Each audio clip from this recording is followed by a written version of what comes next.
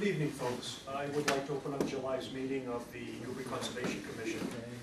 Continued hearings, unless otherwise noted, will go to the August 21st date. We have two sets of minutes to review. Did the board get a chance to read the minutes of April 17th? And if they noted no errors or omissions, I will entertain a motion to accept them and place them on file. So moved. Second. All those in favor? Aye. Any opposed? Did the members get a chance to read the minutes of June 19th? And the same thing, if they noted no errors or omissions, I'll entertain a motion to accept them and place them on file. So moved. Second. All those in favor? Aye. We have a continued notice of intent to raise an existing home and construct a new single-family dwelling from Brian and Kelly Kelly at 335th Street.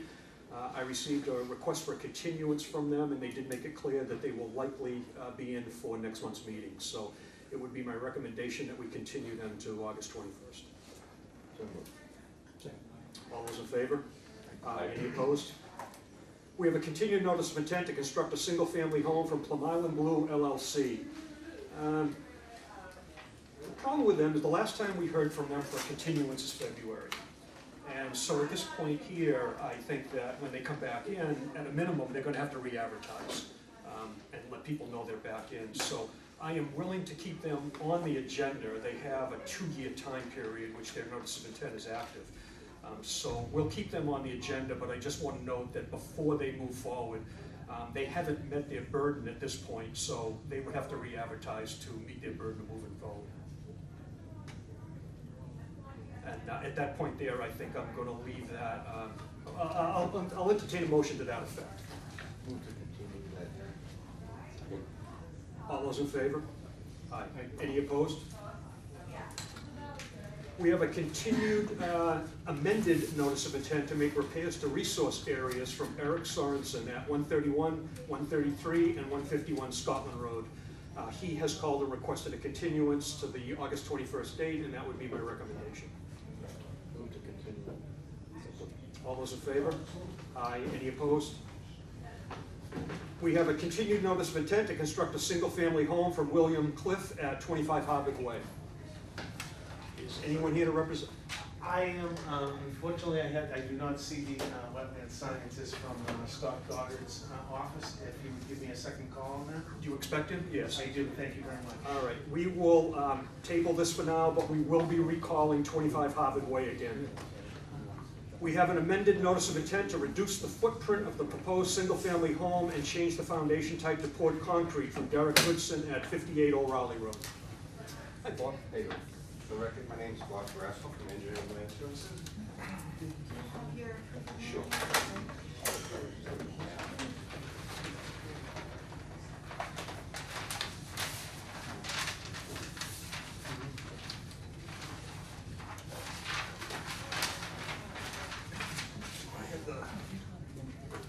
Yeah, that's, okay, that stuff's important because we've heard that that wasn't properly done, so.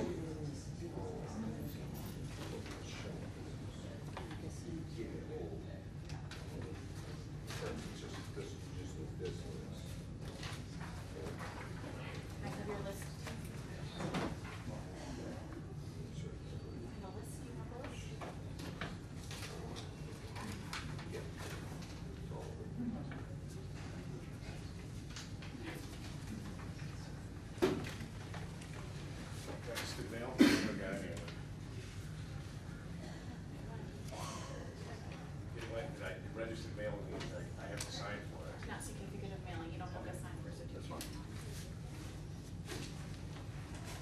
The dates are all good. Yeah, July 10th. Okay. All right. Thank you. As Doug had mentioned, this is an amendment to an order of conditions that were already approved. On the site right now, there's an existing septic system that exists that was put in a few years ago. There's an existing 1,500 gallon, 1,000 gallon pump chamber up to the infiltrator system up here. It's 26 by 16.2 feet wide. That's all been installed, has an as-built submitted to the Board of Health, and that was approved. We actually changed this footing south side is from pilings to poured concrete, fully concrete walls with frost walls down 4 feet below grade. We're gonna raise it up above the flood elevation, and he's gonna have a crawl space in there with stone on the bottom, and through the first floor, through a closet, he's gonna have a trap door with a ladder to enter the crawl space to access all his utilities, such as electrical, water, and the sewer pipe. He's got everything clogged down here. Okay, them all above 13 under there? Yeah. Okay. Well, it will be in the ground and up, so everything's gonna come up to the first floor. Gotcha.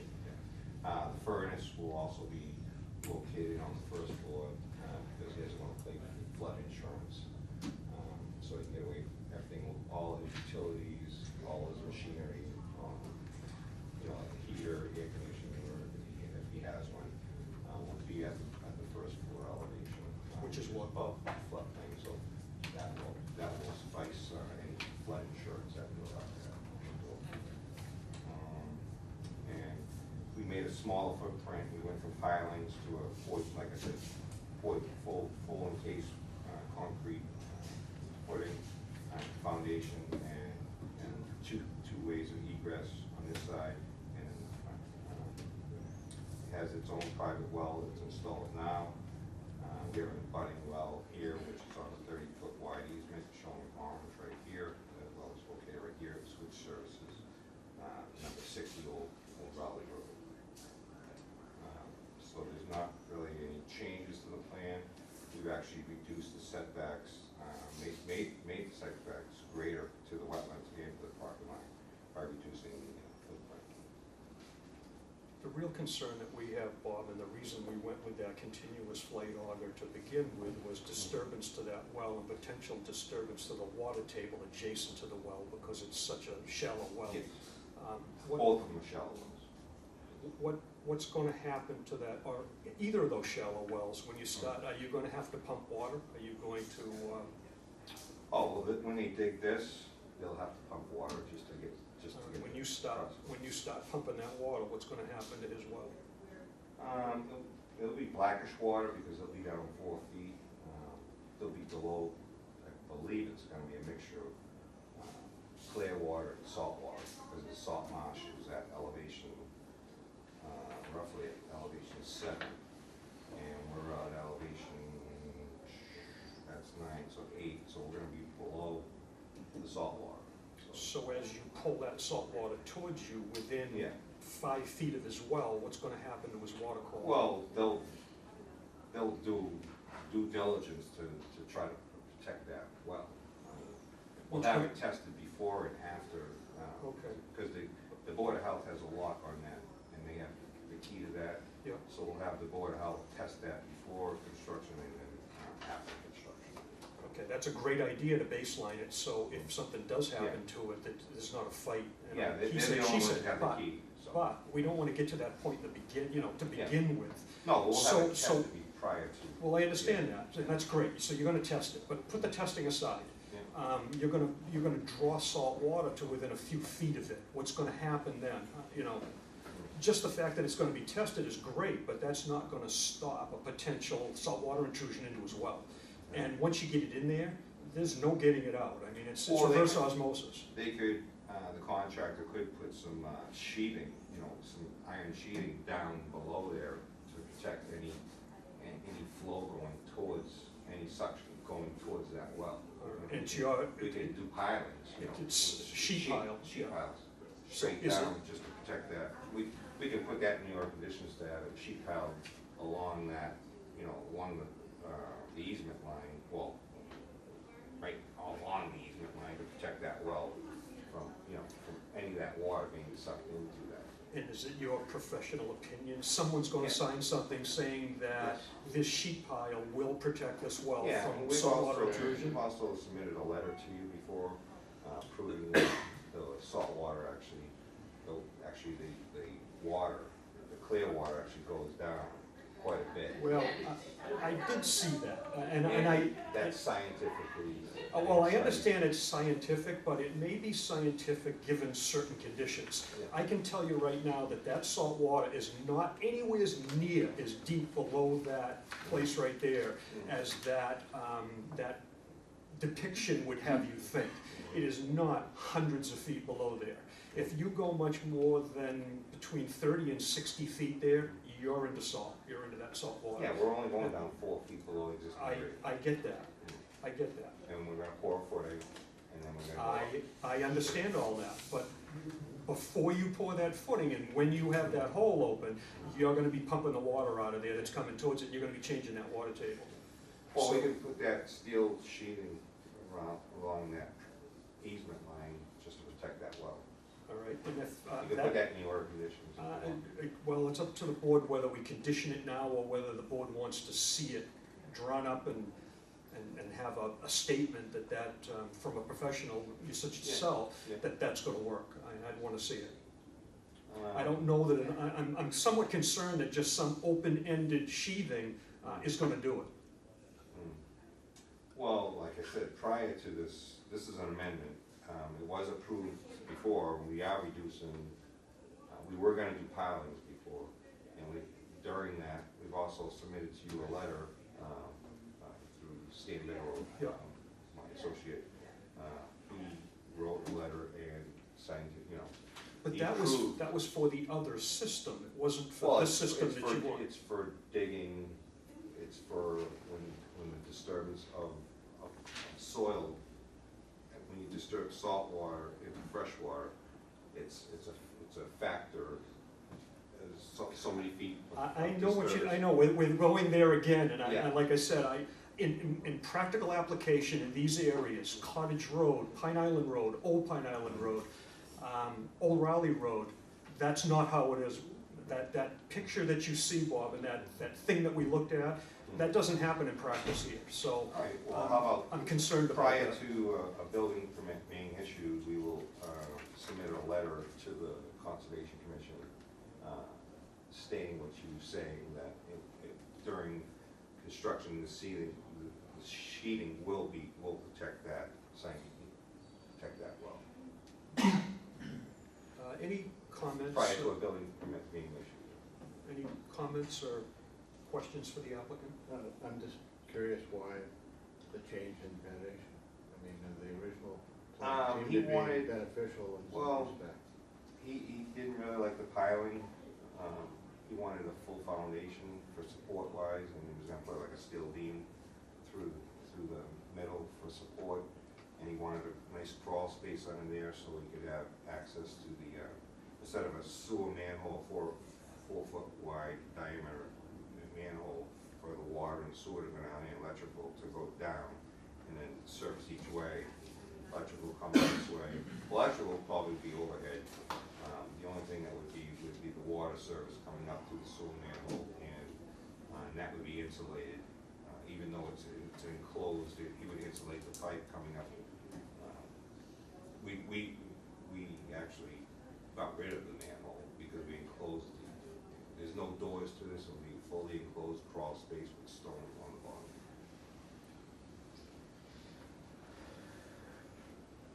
Anyone else have He any felt it comments? was better support with nice big footings on the bottom, instead of pilings. I share a lot of your concerns, Doug, about when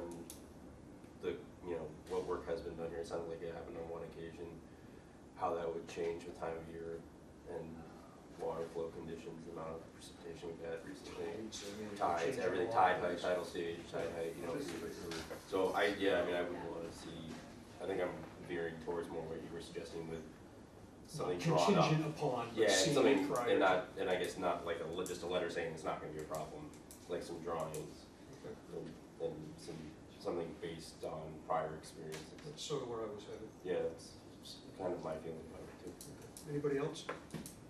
Are there any abutters here? Mr. McHale, would you like to speak? I absolutely would. In late 2016, 17, we addressed exactly this issue in detail for over 4 months. I have all the minutes from the meetings here regarding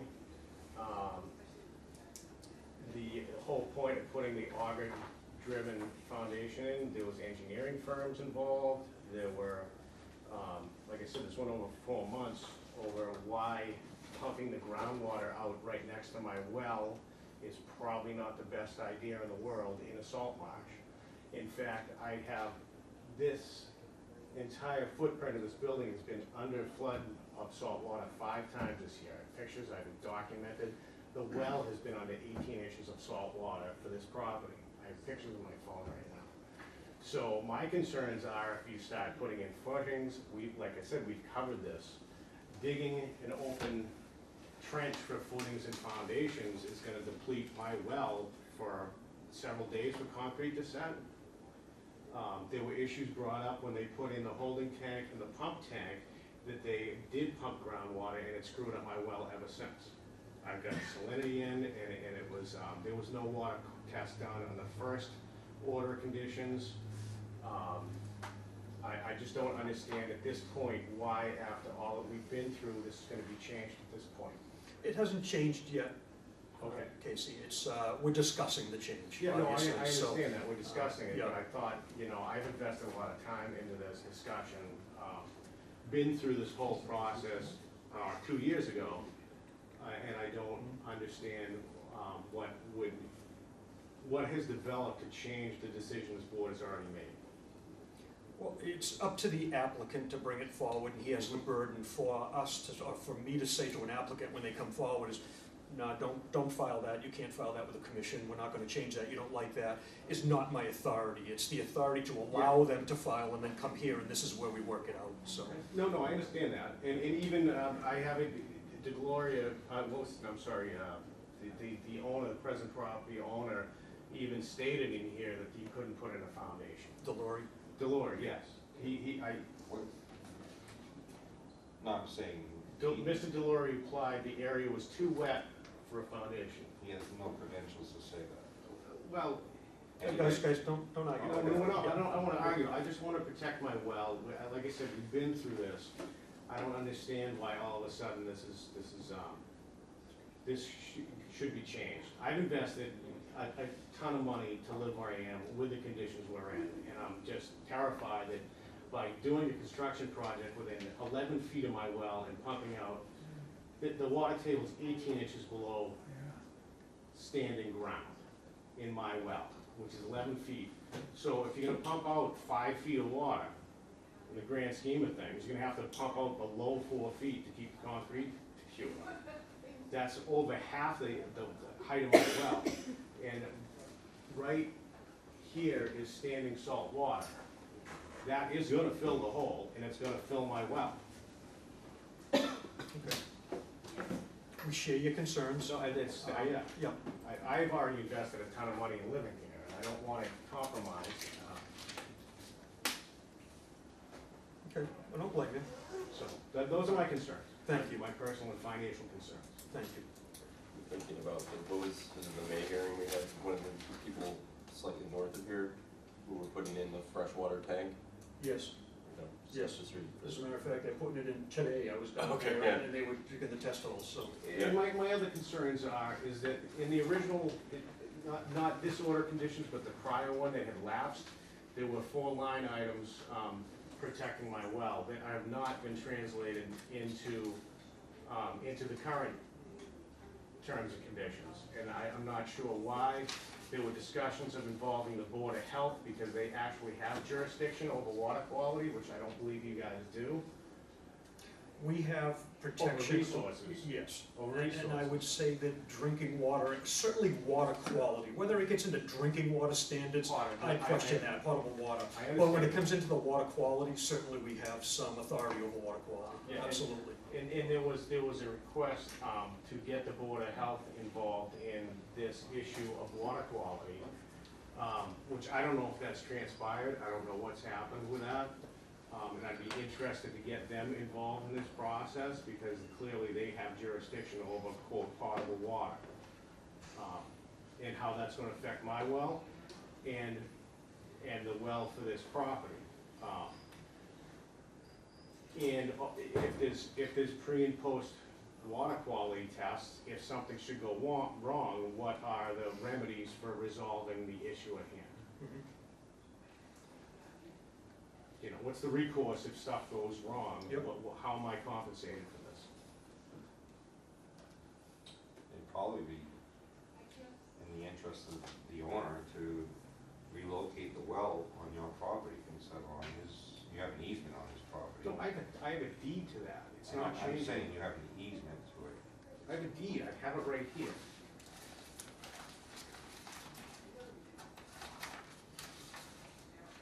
Look, look, we don't, I don't think that we wanna get into arguing ownership. As far as I'm concerned, Mr. McHale has, I don't know whether you call it a deed, an easement, or whatever he has the right to have his well there and to have it undisturbed. So, And I'm not that's a moving it. given, we're not, yeah, he doesn't wanna move it, so at this point here, I think what the board's gonna say is that we wanna see some sort of protection for that well, wanna see a narrative for it and some drawings for it, and then someone to step up and to take ownership of it. In case the well does get. Yes, yeah. And, you know, and that's for exchange for the foundation change, you know, I mean, it's a viable lot as it stands, so we're not really taking anything from you. It may be an easier and better foundation. I agree that if you can get a big foundation and get that big counterweight in underneath that home, it makes for a more comfortable home, it usually does. They're tough up on pilings, but, you know, it is what it is here, it's a tough site. Can I ask you, other than that letter that we submitted prior to the previous notice of intent, what more detail do you want? What do you want, sketches of like? I think that what the board would want to see is actual site information, not a generic, something generic out of a book that takes all these different coastal aquifers in the whole country and kind of boils them down to one aquifer, because when you go to from Florida to Maine, that is definitely not the case. So I'm concerned with that here. I'm not saying that it's wrong or it's not applicable in some parts of the country or in some environments, but I really question whether it's applicable here. I doubt that your salt water is as deep there as you would have me believe by reading that information that you submitted. That's just scientific data, that's all I get we it. presented. Yeah. I mean, that's through studies, that's been proven, it's scientific data. Okay, then I'll tell you what then, apply that to the site. You could go down there and you can take some, it's easy enough to go down there a few feet, take some water samples. If you've got nothing but fresh water all around there, and you're convinced that you're not going to be under the influence of that saltwater pond that's behind you. We're also going down is 4 feet below existing grade, just Yep. for frost. Yep. So if you can show those things, you can show those different levels, you can show maybe his freshwater bubble sitting on the salt water that's down there and show how deep it is. Okay. It would be important to, again, going back to show that over a good tidal cycle. Yeah. You know, you wouldn't want to pick like a low or really No, small tide. You'd want to do it over, and do it over. The tide doesn't affect that pond out back, it's a salt Doesn't- pan. Yeah. Just salt pan, but you were saying that what you're seeing isn't big tides, you're seeing salt water coming But- in over. 5 times this year in February and. Well, Casey, is it coming in at elevation 8 over the road, or is it coming in the backside? It's Into on the, the backside behind. okay, so that salt pan does flood then. Yeah, Oh, absolutely. Okay, all But it's right. not tidally affected. it's not, I understand what you mean, it Sure. doesn't come and go, it Right. fills and it sits there. Right. Yeah, I got you. So, can I just ask you? Sure. You're saying by your statement, so the road, Old Raleigh Road would be totally flooded? That's elevation At 8? elevation 13, absolutely. And that's what. Well, you- 13, he's talking, he stated before in his statement it was 18 inches or something like that. Above this well right here for this house was under 18 inches of salt water from floods 5 times this year. This whole lot, the whole building site was under a foot of salt water. So that's roughly almost roughly elevation 8 right there. And you're in 7.5. 79, yeah, I could give around 8, yeah, So then your well is sitting at 9. yeah. So was the water over your well also, It was touching the concrete of my well, yes, but not over it? not over it. And you have pictures of that? I have one right here. I just like to see. It's fine, yeah, that's all right. I don't know how I'm to, talking to the board, but, you know. No, that's I'm fine. not talking to you directly. I don't know how to condition it, but I think we need some kind of ironclad guarantee that 60 around the road is not gonna have problems. That's- Down the road, not just, on construction, because Well, then during construction, once it's. Post-construction, This you is, wouldn't this think is that there looking would be. through the driveway into this lot, the whole house is right here. Okay, That is the well cup. okay, where's your well? My well is back up over here. So it It's never- about in this dry spot right here. Reached it? No, this is But that by- well. Okay, but I'm saying by 18 inches, that would be right at your well. It'd be over your wells. Well, 8, so that'd be You're, 9.5. you're guessing here, I have a picture of your well with at least a foot of salt water over it. Might not be quite 18 inches, but, Well, And my well is in this dry spot right up here. So these pictures were taken 4 minutes apart. okay. So, So it didn't hit the elevation 9, so it didn't hit 9. it was abutting it, but it didn't get to it. It was, this whole entire construction site was. So basically, it filled up a foot. Yeah. And part of this is like the people down behind us, they ran out of water, they've had problems. And I don't want someone else moving in the neighborhood and getting essentially screwed by the seller by getting a house that is all of a sudden they're pumping salt water directly into their house. It destroys all your plumbing, everything that's connected to that well corrodes within 3 or 4 years. I know, it's cost me thousands of dollars. And this could be a starry-eyed young couple getting a really poor investment. let's get back to the, Okay, to okay. the Can I issue, ask the board one? to the issue at hand. Could I ask the board just one? Sure, sure. If I could ask him a couple questions? Oh, that's fine. Go ahead. I'm gonna discuss it So with you. your house is located roughly somewhere up in here, right? I know your driveway comes in over here. Is there any reason, I'm just saying, if I talk to the owner about moving your well, I'm not moving my well, I'll tell you that right now. and And because I don't want to, I have a right to it on paper, registered with the registry of deeds. And just beyond this house, there's a big ridge of ledge right here. okay, And this is a shallow well, and the ledge goes behind over here, and there's no, they tried to put a well on the other side of my property, you just, and it was no good.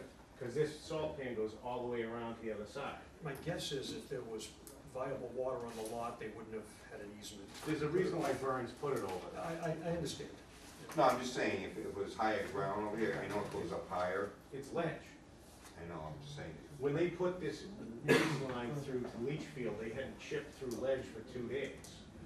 I can't get water out of a rock. Okay, we understand. Okay, We understand. those are my concerns. I understand. And you guys have always made good decisions. And Thank you. And are you gonna speak with he wanted a copy of the, I'm sorry, I forgot his name, he came by and talked to Oh, me. Derek? Yeah, Derek wanted a copy of the well easement, Sure. and I brought one for him, Thank you. if that's pertinent. He seemed like a nice kid. Would anyone else like to speak? All right, I'm gonna go back to the board. How's the board, what are the board's feelings? we need some guarantees. So, Again, I don't have the knowledge to word those guarantees. I agree with you, that's a little out of the pay grade, but I'll know it if I see it. But we can't do this kind of damage to the gutter. And if I could ask this sort of, Sure. another comment, I'm sort of wondering if, given that this area floods, are there other impacts by doing them with a solid foundation that we haven't really thought about before? Well, this area doesn't require any compensatory storage area. Yeah, no, I don't think so, Dan. The only compensatory, Not this area. yeah, you don't need compensatory storage on this side of the road. You need compensatory storage on the other side of the road when you get get below the 8.5 foot mark, because this is totally open to the backside, to the river, so it's not a situation there. You're not on Plum Island, you don't have to be on pilings. You can have that solid foundation and fill it. You won't need flood vents because all your fill will be above your flood value. So I can see there's a lot of reasons for doing this, and frankly, I might want to do it also if this was my property. But at the same time, that's not our issue today. We have a viable foundation system that'll work, and I think the burden's on the applicant to show that he's not gonna hurt the abutters well, and I don't think it's here yet, if that sums it up. So do you want it on a plan view or a letter view or? However you think you can convey that and get it across. If you have to go down and do some samples, or whatever you think you need to do to engineer that and show that to us, that, you know, here's my fresh water. This is my reasons for saying that we will not impact as well. And if we do, here's the remedy for the impact. I wasn't on the board for the original NOI, so Mr. McHale, so I can be clear, this is your primary source of water for your home? Yes, it is. Yeah. Yes. Yeah, I first did. Yeah, so, yeah, I mean, I think that I would appreciate having some data to help us make a decision about, you know, so going down and taking salinity measurements over the course of the tide cycle or several tide cycles. So we have some idea of what that groundwater salinity looks like around the well. I mean, still gonna have the question mark of once you start creating the draw, what's that gonna do? We can do it in between two wells, like. Well, no, I mean, you're gonna be monitoring a situation where certainly if we saw salinity coming up very close to where you're gonna be, we're gonna know that's a red flag. But we don't know what's gonna happen when you add in the draw from pumping. And you're gonna be drawing that water, yeah. Days. Yeah, we need some No. guarantees down the road. And where's the water, once it's pumped out, where's it gonna go? You can't pump it straight back into the pond. That's another issue. You're gonna have to have a containment system to get the There's some silt kind of out of it. dewatering bag or something like that you'd have to put there. Yeah, so there's, you know, Pile of crushed stone. Yeah, so there's some details we need to see, Bob, before we move forward with that, That's so. what they typically do on pump, they just pump it into a big pile of crushed stone and that acts as a It natural cleans filter. very well, yeah, it does a good job. I'm just trying to think. So it would be my recommendation that we grant a continuance, or that we ask for a continuance to the August 21st date, if that's agreeable to. This is- All those in favor? Any opposed? Thank you. See you next month. Thank you. And when was that hearing? The 21st, August 21st. Yeah.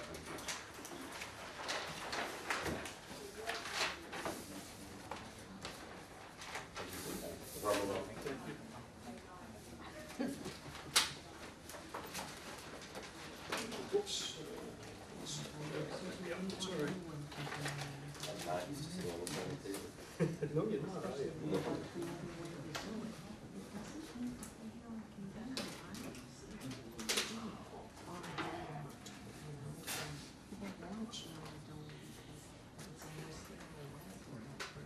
I hate to see, you know, that during we just had in the freezers or whatever. It goes sour. You go, yeah, and have both of them putting tanks in. Yeah, no, I know. So, we have a request for determination of applicability to install a generator from Plum Island Provisions, Lucky Giannopoulos at 29 Plum Island Boulevard. Hello. Good. How are you doing?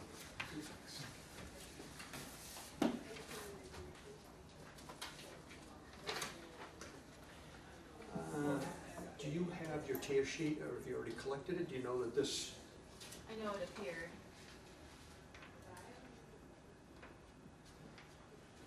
Legal ad to applicant, tear sheet, I don't, okay, you know what it appeared? Yeah. Okay. Just tell the board what you're gonna do. Just gonna put a generator, that's it, just a propane generator, so this way if I lose power, you know, comes right on automatically. I saw the little pad that was outside. Do you know what elevation that pad's at? And the reason I ask is you really can't install these types of devices below flood elevation.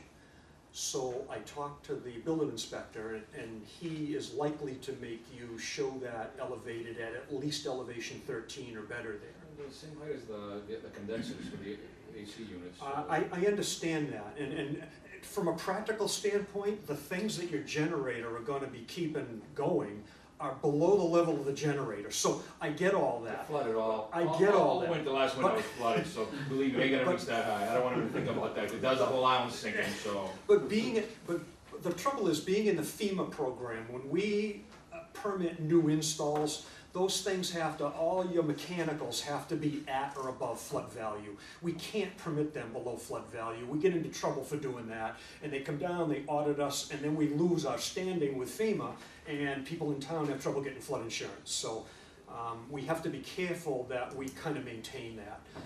So it's not gonna, I don't think it should hold you up here tonight, but when you apply to the building inspector and you apply for your plumbing and your gas to hook this up, I'm sorry, your gas and your electrical to hook this up, you're gonna have to answer this question. So this may be going from this little pad you got up onto a small table or something of that sort. Okay, that's All right. That's fine.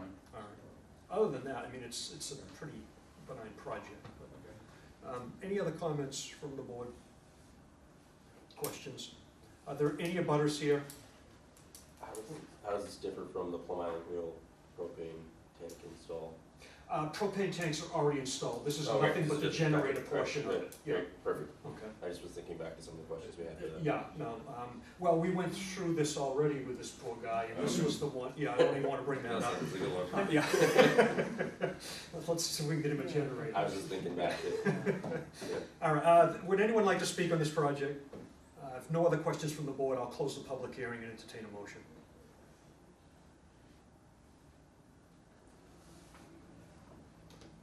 I'll move that we issue a negative determination, conditional upon whatever needs to happen in terms of LAs. Okay. Second that. All those in favor? Aye. Any opposed? Thank you. This is a request for determination. So there is a 10-day appeals period with this, and it doesn't start till it will start the day after the postmark on the envelope that we send this out in. Because you got a negative determination, it's the only process that you can work at risk. Probably minimal, but that's up to you. If time is of the essence to get No, this it's not. emergency, all right, then my recommendation is you kind of wait 2 weeks after you get your decision and Yeah. come in and pull your permit. Okay.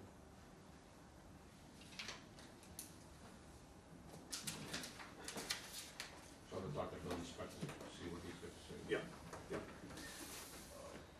And then my guess is he's gonna be hooked up to the propane to the gas. Yeah. And then the electrical, you'll need those 2 permits from the, Yeah, that's what I'm saying, we'll take care of all that stuff. Yeah, yeah.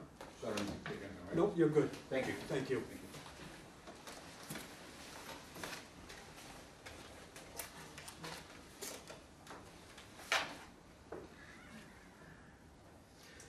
We have a request for determination of applicability to install a rooftop solar array from David Flynn at 46 Northern Boulevard. Hi, David. It's been a while. Yes. I'm the project manager for the contract. So what you gonna do? Well, all this was already submitted and comes an application, but we will just be installing 9 PV solar panels on the existing structure. All the other equipment will be inside, all pipe runs, inverters, panels, everything else. So just the 9 panels themselves, and the rail they're sitting on, and flush mount, and we're going up 6 inches. So. I imagine this site already has a little bit of, oh, you're on the driveway side anyway. I was gonna say that site Yeah, probably also have impact anyway, because you've been doing construction work and you're not Yes. quite done with that yet. so- Right. Yeah, so these are, flush mount, they just come off 6 inches, no other exterior structure, they just go right into the rafters. Okay. All right. Any questions or comments from the board? I just have, out of curiosity, is there any engineering done in terms of, wind, loading? We have structural reports for everything, even when we think we don't need them, we'll send it into an engineer, and they'll look at the rafters, and since this was all new, there's no issues. You know what's kind Sometimes of, we'll have to sister the board, the rafters, stuff like that, but nothing. you know what's kind of funny is they've actually taken these things here, and even though they're putting weight on the roof, they've reduced the loads once these are on, because they're a slick surface, so they feel as though they don't gather snow, the snow slides off them, so it actually goes just the opposite of what you think. The issue is usually the uplift in the wind. Yeah. But yeah, we have stamped drawings and all that. So this is in contact with the shingles? They go through and then flash. Yep. So there's no gap, essentially no gap. Oh, you mean, Yeah. there's maybe 3, 4 inches. The total is 6 to the top, so maybe 3 or 4 inch gap. That's where you get the upgrade. Yeah, right, that's true. It's still pretty, That's true. Airfoil. Luckily, it's on the south side, so in the winter storms, it's a little protected. But in Portland today, it was on the west. It's still a concern. Any other questions or comments? Any abutters here? Would anyone like to speak on this project? I'll close the public hearing and entertain a motion. And a negative determination? Second. All those in favor? Aye. And the same, you've got the same negative determination as the gentleman before you, so the same thing applies to you folks. There's a 10-day appeals period, the day after the postmark on the envelope, and then, but you can work at risk if you so choose. Okay. Perfect. And the way you would work at risk, though, is you would submit a letter to the Conservation Commission acknowledging that risk, and then that would allow the commission to sign off on your building permit. Oh, okay, perfect. So you need a letter, so we're gonna start before. Yeah, because you have to acknowledge that fact that you're working in that risk period. Okay, perfect. Well said. People just probably wait. It's the best idea, but some can't. Thank you for your time this evening. All right, bye-bye. Bye, guys.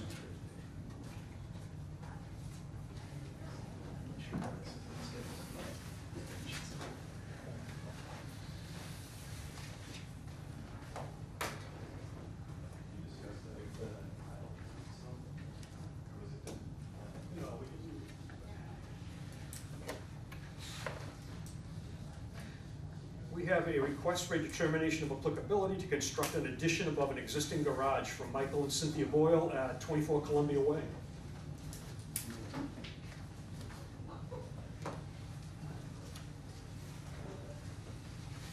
I put that in there, so just so that folks can get a. There should be another one there.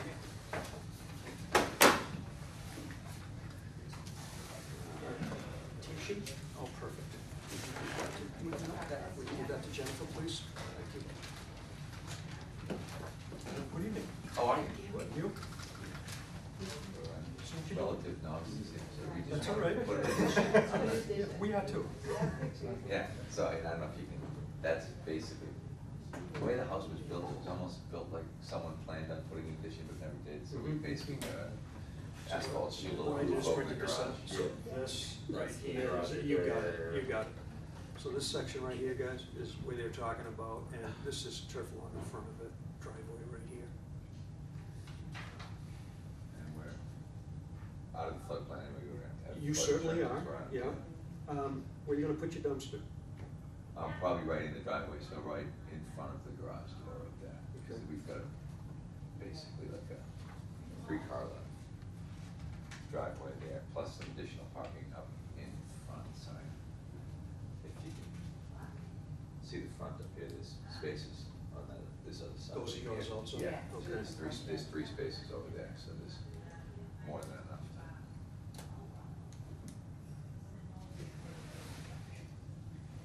And I don't think there's any need, as a matter of fact, oh, I've got something else for you too. When you came in that day, I pulled that file. Yeah, you did. Yeah, there's almost nothing in it. Did you get a chance to see it, or No, I you didn't. haven't yet? Came back and you already. Yeah, okay, there's really almost nothing in it, but what I did start to do is I started to go down to your floor area ratio. You're gonna be allowed 3412.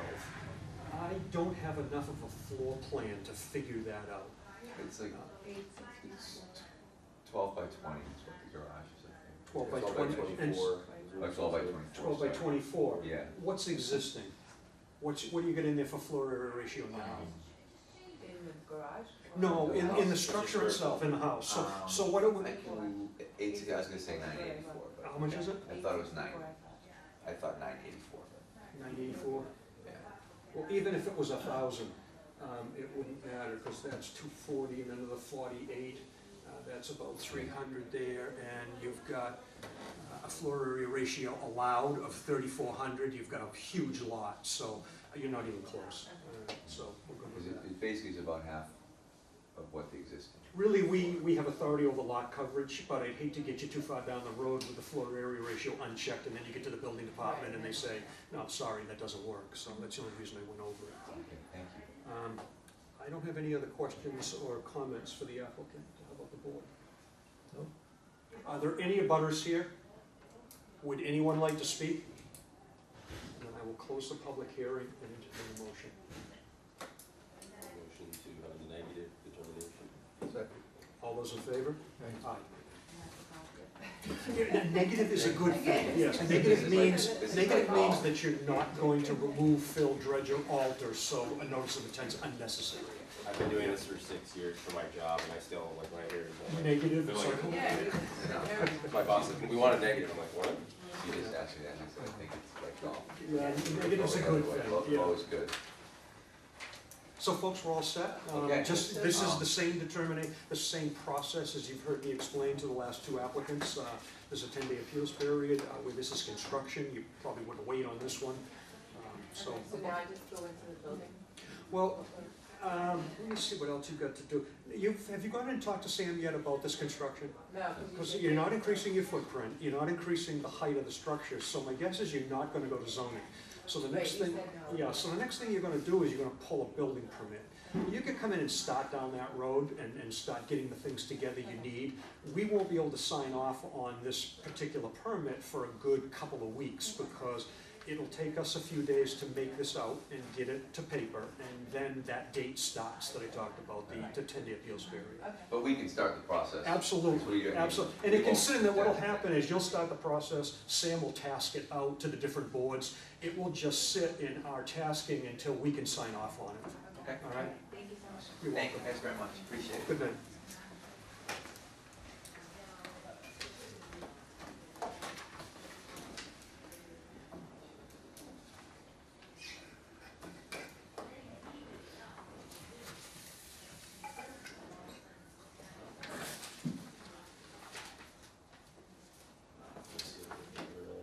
Sure. Did you steal mine? No, I thought I stole it. Oh, no. Printed it out.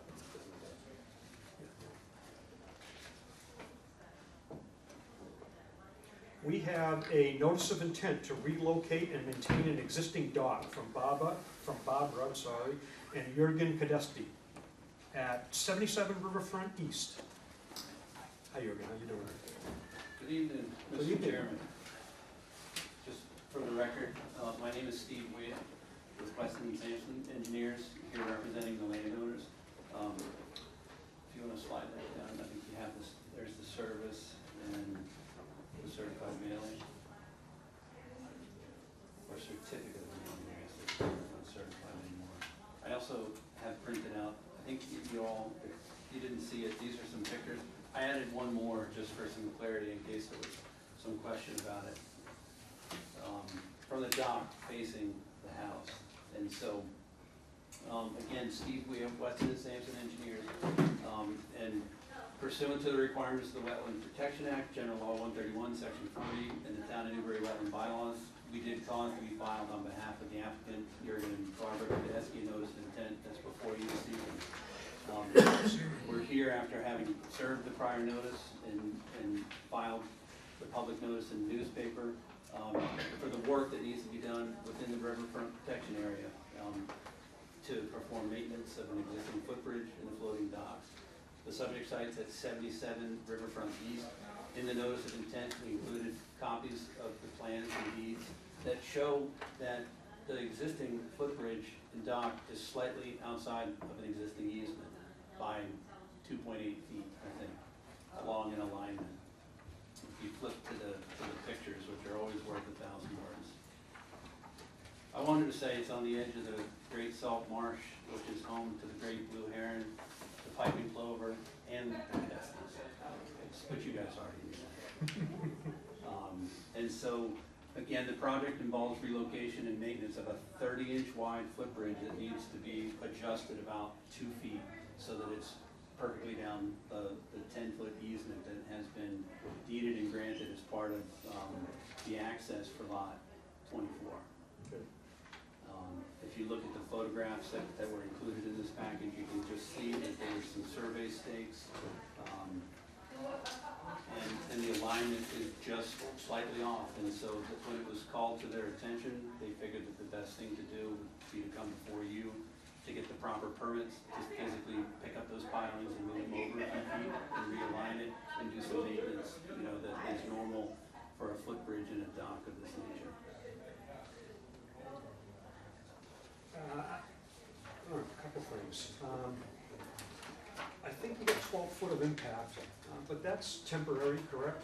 Correct. Because are you gonna take the material, and you're gonna fill those old holes in, That's right. and you're not gonna leave that injury to the marsh? So those are temporary, okay. Natural heritage endangered species, the MISA, have you heard back from them? I haven't. Has it been a month? It hasn't been quite a month yet. no. Okay, then we can't close the hearing tonight, you know that, right? They have 30 days to respond, They at which do. time we leave the Sure. hearing open, Sure. and we haven't got that yet, so we won't be closing the hearing tonight. Right. Okay. And I noticed on your alignment here, you move this over and you bring this nicely down the center, and then it shows it cocked off to the side. Are you really gonna do that? So, not necessarily. In other Okay. words, that's the work within the area that is within question, within the easement. I think the tie line, anything beyond there, wouldn't necessarily be part of the easement. And so it would be natural. Maybe, Right. remember, we're a mean low state, so maybe that would be up for. Not only that, how are you gonna do that? You can't do that. Because when you bring your last section that comes out over the marsh, and then you've got your pier onto it, did you connect that like we did all of them down there with the metal plates and a rod through it, that type of thing? Well, that is not gonna work over here. That is only gonna work under a certain, if you've got a little bit of tolerance on it, the tide will move it back and forth. But you cannot cock that off to the side and expect that to move, so. Right. So you've got some anchors and things like that hold all these in place. Are those gonna be adjusted also? They would be, yeah. Okay, Yeah. all right, The, so you so know, that ought to the be noted. dock, the movement of the actual dock is going to be negligible because the pilings that are near the bank are actually within the easement.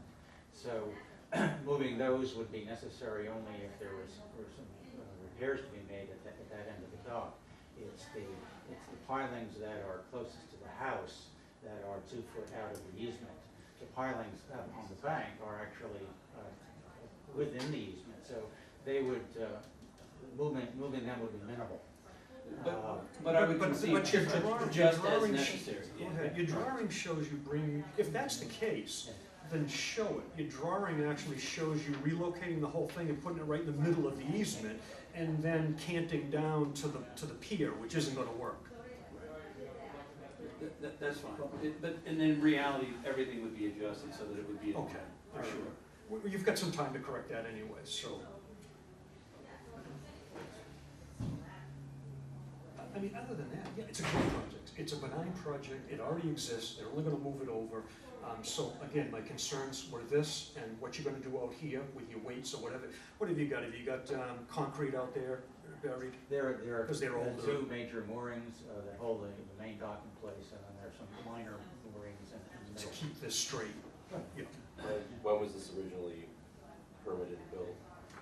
Oh, the original must be over 50 years ago. It's It been a was long there time, before most yeah. of us were here. And then my only thought with them would be in the last 5 years, there have been recommendations that come out with deck spacing and stuff like that to promote salt marsh growth and kind of allow some sunlight to get through. So if you're 30 inches high, 30 inches wide, you're gonna be 30 inches high, 36, 36. So whatever your height is, whatever your width is, let's put it that way, that's what your height's gonna be. Yeah, and then also And spacing between the slats. yeah, I don't know how you feel about that. I I think we have about a quarter inch. half an inch at the most, 3/8 of an inch. I'd hate to see a little kid drop a toe in a crack, I walking think down it's the about a pier. quarter So. inch on average now. And from a practical standpoint, this thing goes north-south.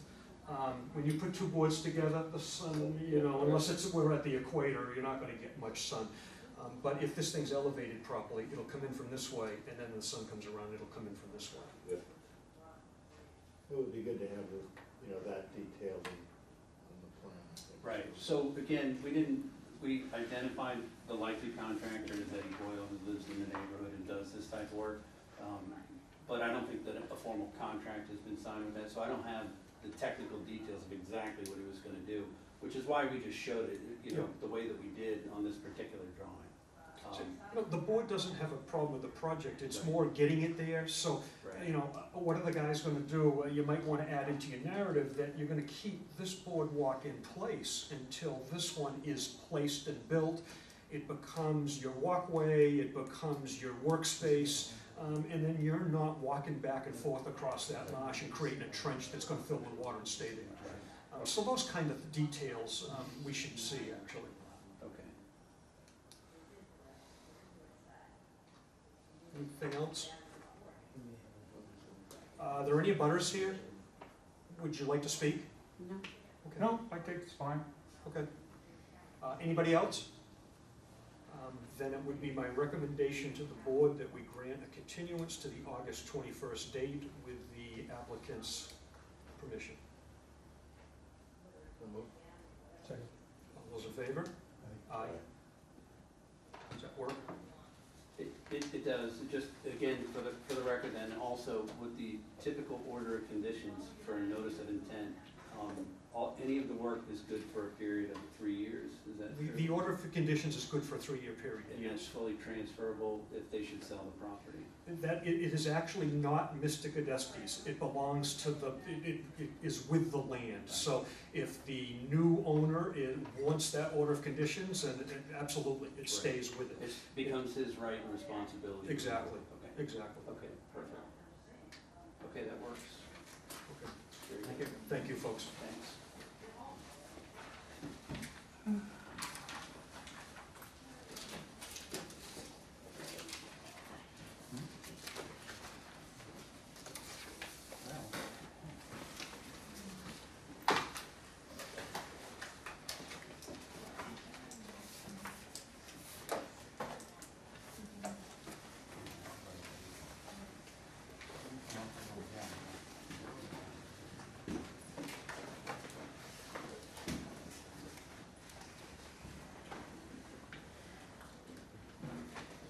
We have a request for determination of applicability to retop an existing driveway with asphalt from Karen Cumberland at 35 Northern Boulevard.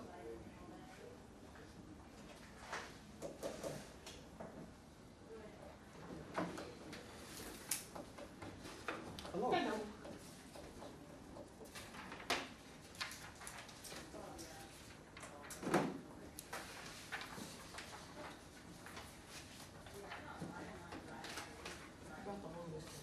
But This the is notice the is subject. there. Okay.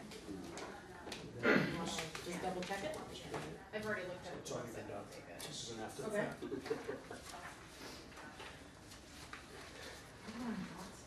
I wrote down all these things. Now it's my turn. You gonna go back and practice now, or What? is he gonna go back and add that to your practice? No, Not just, yet. what used to be on the zoning board. Oh, okay. In a different town. I hate it. But didn't know you guys handled some of these things, so good to know. All right, so I've spoken to you a few times. We have. And we had severe damage on our existing driveway. We bought the home, September 1st of 2017, so only been, in the house for a few months and have done multiple projects, and one of them was, fixing the damage to the driveway, as well as retopping the existing driveway. And in doing so, we had had a lot of damage on the 10th Street side, as well as damage on the northern side from where the plow literally this winter dug up the asphalt, dug up every plant we had. And we're coming up with a new scheme of plowing next winter. It was devastating. I had no idea that plows could do all that.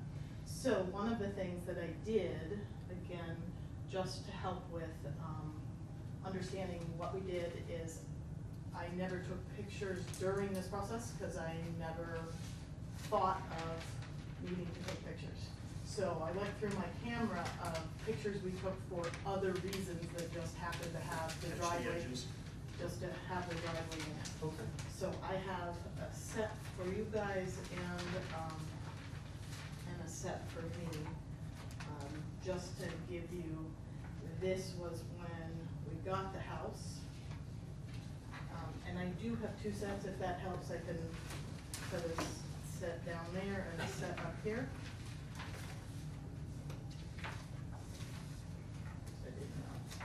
How many people? And that's just showing Probably our driveway. on this edge right here, there's a roadway, but I'll let The her. road is here, on the left side of the picture, and, our property still goes quite a ways on the right side of the picture. As you look over here to the left, her driveway is elevated, and is it 10th Street? Yes. 10th Street goes in next to it. Down this end right here, 10th Street comes in and goes down. This thing rolls down like this, and it's all blacktop. So there's no question in my mind that when the town goes down in here, they don't know where that edge is, and when they catch it with that front end loader, it's pretty unforgiving. So there's no Yeah. doubt that there was some damage down there. And the garbage truck. Yeah, no, I And understand. all the construction for the end of our street, every big thing that goes down there has caught one way or another. So this is an old picture that I found, which I took from my neighbor's yard, just showing that slope downwards and some of the damage. You may peel it right out of there. And this is just a close-up of some of the damage, because it just literally was tearing up every area of ours, and people were actually walking and tripping on that area. When we had some work done, and I tried to print them so that they would have dates on them, so that you would have an idea, this is all before the retopping. Then we had a big dumpster that parked on just the driveway, and I was trying to find pictures where you could see how far over our driveway actually went on the north side. He was not allowed to put any part of the dumpster, from my perspective, didn't know you guys had any Just so rules, hard to see. on the ground, that I just wanted it on our driveway so that it could roll off. He also caught more of that when he left.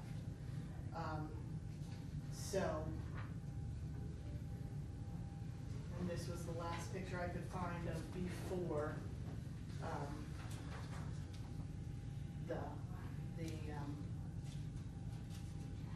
the damage was fixed. The only thing I found is, this is a picture I pulled off of my map, so it's a 2017 photo. And it looks like, right here, there was some sort of maybe edge to a planter bed or something like that. And it comes over halfway on these stairs. That's what I was trying, on the phone earlier, I was telling you it was halfway. Yeah? I went and hooked this, whatever this is, Yeah. appears to be here now. Because I went and I hooked my tape on the edge of this Yeah. and walked down to here, and I got 62 feet down to this corner here. Yeah. And the new starting point is here, which in the picture appears to be here. This appears to be garden, because it's a little darker, Yeah. and this appears to be sand dune. Now Okay. it looks like the driveway comes to here, and the sand dune turned into the garden. And so I have pictures after this is done to help explain some of this. However, when we bought the property, this is a stairwell over here, this is a stairwell over here, and there's no way the stairwell, landed on anything but my driveway. Like where the first car is sitting over here, my stairwell is right here, and this car is sitting. You see a white, those were white pieces of granite, and they are past the stairs. So I don't know, because I never. I'm sure it does. Karen, if I look at this, Yeah? all right, here's the corner of your building right here, right? Corner of The edge of the house proper is right there, right? Just My like, house is well, right no, over all right, here. I shouldn't say that. The front edge, this edge right here, Yep. right, Mm-hmm. is this edge right here. It is. And again, And if you I know had something? thought of And that trying to. thing right there comes in, what, a car width? beyond that? Yeah. So there's, car width is what, 9 feet? 9 feet's a parking spot? So 9 feet might bring it over to the edge of the stairway. I know it was, I know when we walked up and down the stairs, we were always on. It doesn't on make sense to me, blacktop. it doesn't make sense to me that only half the stairway would come down on the driveway, so, and especially without a walkway or something like that. I just, with these drawings, and I just couldn't piece it together, so. Yeah, and I wish I could see any planting on there that you could reference here, but I have a couple. I took another I picture. have a couple more if that will help. So this side, I don't think there's any question about, but we actually have put planters all down this side to try to keep everybody off. Yeah, that's a good idea. And this is a picture I took when I was down there, and I can clearly see, even though they buried it, they kind of made a mess of it when they got the driveway prepared. There's plants growing up through where they dumped their dirt. So you can see that at one point, there's some bushes back here. There was likely some sort of garden in here. There were bushes. Some of these have always existed. So this is that corner. It was the only picture I could find at that corner. So that's the corner of my stairs that you're talking about. These bushes have always been there. This white thing, we dug through his pile of dirt to find them so that we could reuse them along the edge. But I know this was the part that was all torn up. Like, I don't even know how to explain. It was worse than that. And that's after them moving stuff and getting it out of the way. What we've done since then, and it's the same little white stones we're talking about, the edge of the driveway, we did put a planter in so that we could define part of our yard, just with plants and flowers. And again, I'm trying to find like pictures. Still looks like it comes into the center of the stairway. It does. It really does. Look at this for me, please. I was hoping that's what it wasn't gonna show. That's what it looks So I like. took my glasses off. All right. Tell me where I'm looking. That's it. Right here Yeah, is your structure. yep, All right, and what I'm looking at is this green area right here that appears to come in. See that? could it have been Dirt. before I bought it? It looks like it's right in line with the bridge line. I don't know. Because I don't know. It didn't look like there was any part of the driveway that looked newer than the other parts of the driveway. It was all kind of beat up.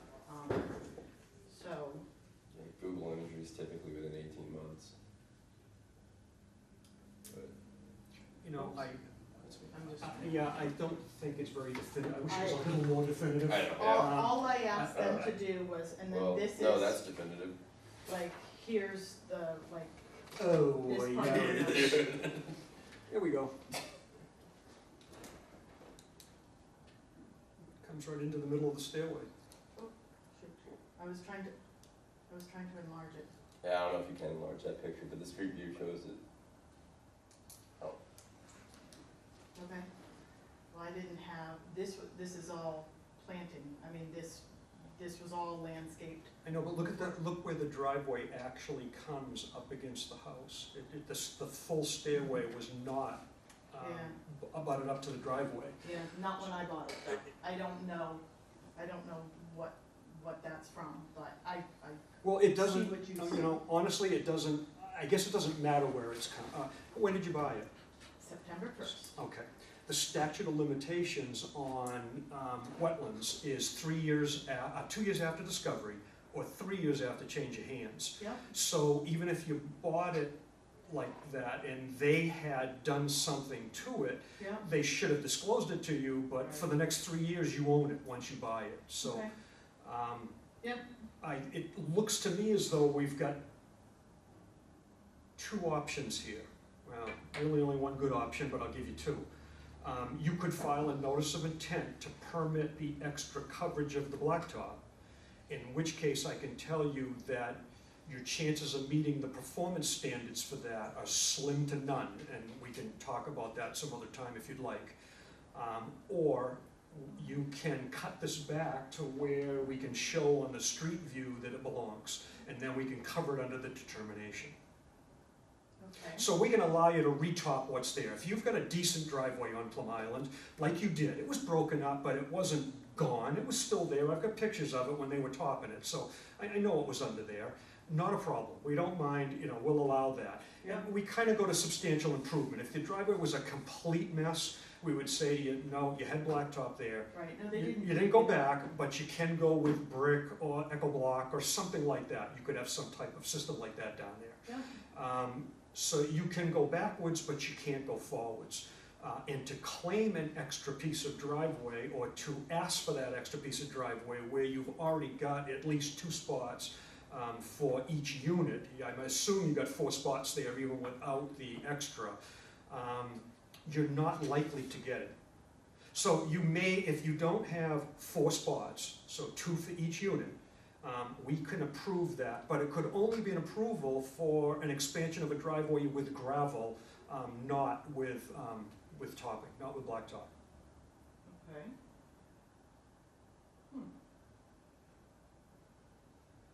I just wish I had had a picture of the damage on the north side.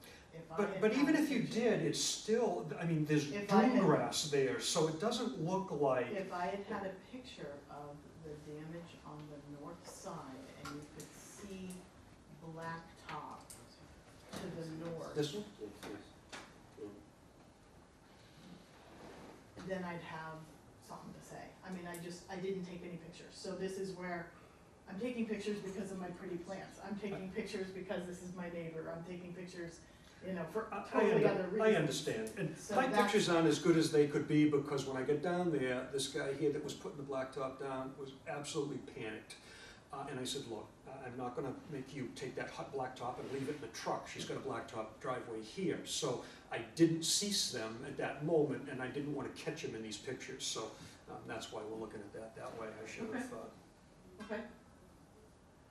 So you were saying apply for a permit So if to just you- add extra, but I don't consider it extra when we're repairing it. I understand that, but then the burden of going forward is gonna be with you to show that in a Yeah. more definitive way than you have. Right, and the best way is pictures, to say, here's my stairs, here's where it was, here's the damage, because it was literally 2 feet back and forth of big chunks I sitting mean, on. that's a pretty clear Google image that we Well, have. Yeah. so just to be clear, Doug, because I'm a little confused too, if the previous owner sold it to her before September 1st of 2017 last year, extended that driveway illegally, so Mhm. without proper permitting, Mhm.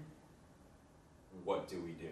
She owns it for 3 years. So, So it's, so that's what I'm the saying, so statute if is that 3 was. years after change of hands and 2 years after, Right, or so 2 I years after. appreciate what you're saying, but I Yeah. think what Doug's saying is that even though you bought the house less than a year ago, you're responsible for anything that happened in the last 36 months. And you may have recourse, you may be able to go back to the owner and say, hey, look, you got me in trouble, I have no way to show that, I did, well, that's. For a reason. Yeah.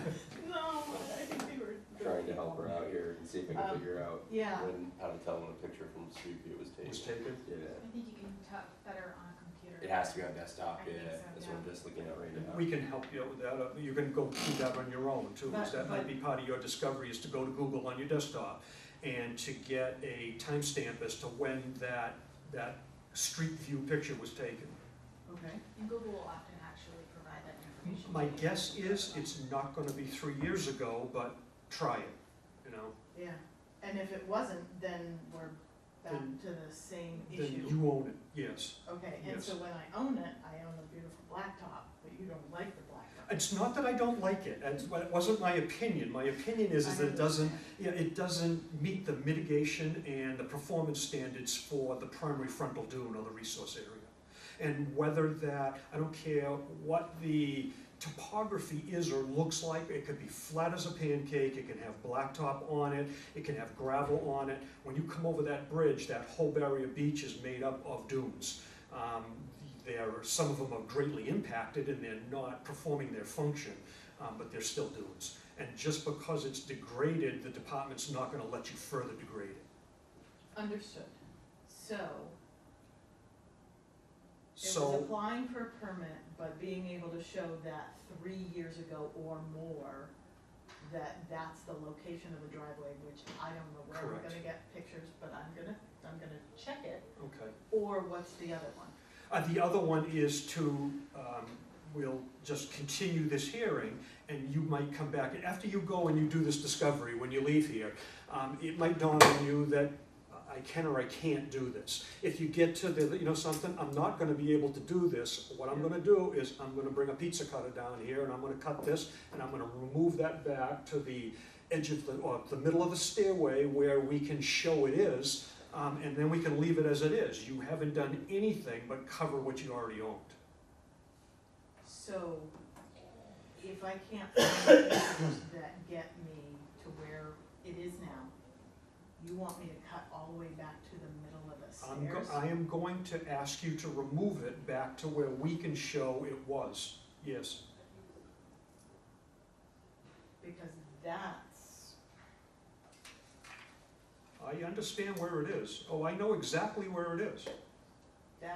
And it was my concern to begin with, when I went down, it just looked like an expansion to me, and this seems to, yeah, and this all I seems to said back was it up. fix what was broken, make I sure that we understand, come up, you know, and I did say square it off.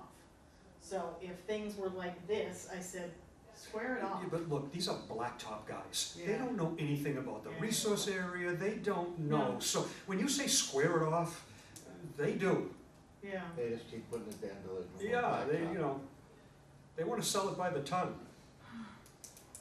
okay. So I wish I had an easier fix for you, but I don't, and believe me, if I could help you through this in some way, I would give you the path out of it, but I don't have one for you. We'll tell you that your two best options for figuring out dates on imagery would be either downloading Google Earth for your desktop, and then there's a little clock icon up at the top, and it'll bring up a date slider bar, and you'll see little hashtags where they have aerial imagery. It's not going to be as good as this, but I think even in the maps view, Doug and I could both see where that line was pretty clearly. So if you can go back, they're going to have several sets of imagery over the last 5 years. You can look at that. Your other option is to go to Oliver, which is the Massachusetts GIS, and you can look through the images they have, and they'll have a series of dated ortho imagery that you can look at in their layers. So those are two really cheap, they're both free. And I Resources. pulled up the town My Map and put the pictometry underneath it and done the same thing to try, and I couldn't get it any clearer than what I've got here, so. That's where this is from. This is from the My Map program right here. And if I brought this up any bigger than this, all of a sudden I just started to lose it. It started to That looks like at the that point. Microsoft imagery that they have. So if I can't find anything, and I definitely am gonna spend some time and try to figure it out, how do I know where to cut?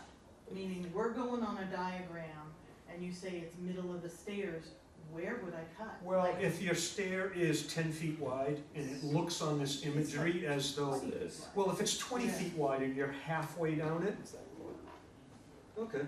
That's what I would say. It's either that or the step above it. It's one of those two. Yeah, I would say so. So when you line this thing up, this tread, or I'd even give you that tread, because I agree with Ben, it's hard to see on the picture where it comes in, to which tread it comes in, but that's about what we're seeing on the Google Street View. As you can see how the driveway lines up with that second riser, that second tread? That's what we're looking at right now. Thanks. On Zillow? that's Zillow? It's almost the exact same. Oh, on Zillow. Oh. Yeah, I think your blacktop guys did not do you any favors. No, they didn't. They didn't. I can see that, that's very clear. Want to show that to her? Yeah, so that's from when the land was on sale. So that was the real estate posting. Again, you'll know when they took the picture. Like, people can take pictures. But at least that had, there were bushes, there's my 3 bushes at least. Yeah, there was some gardening in there, no doubt about it, but the blacktop didn't extend over there, and that's the real. Yeah, It's that the looks, real and it world. looks more consistent with the picture you showed us of your cars, where you had that white liner, Thank you. Okay, so, rather than the tie that we saw on the Google Street. Yeah. Yeah.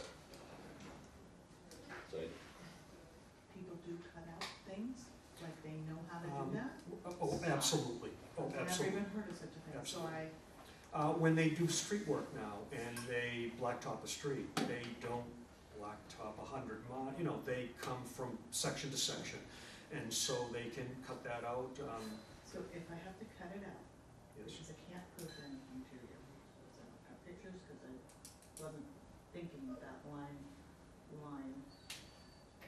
would you come out and show me the line? Because I don't wanna cut too much, I don't wanna cut too little and have to pay for it And the third time.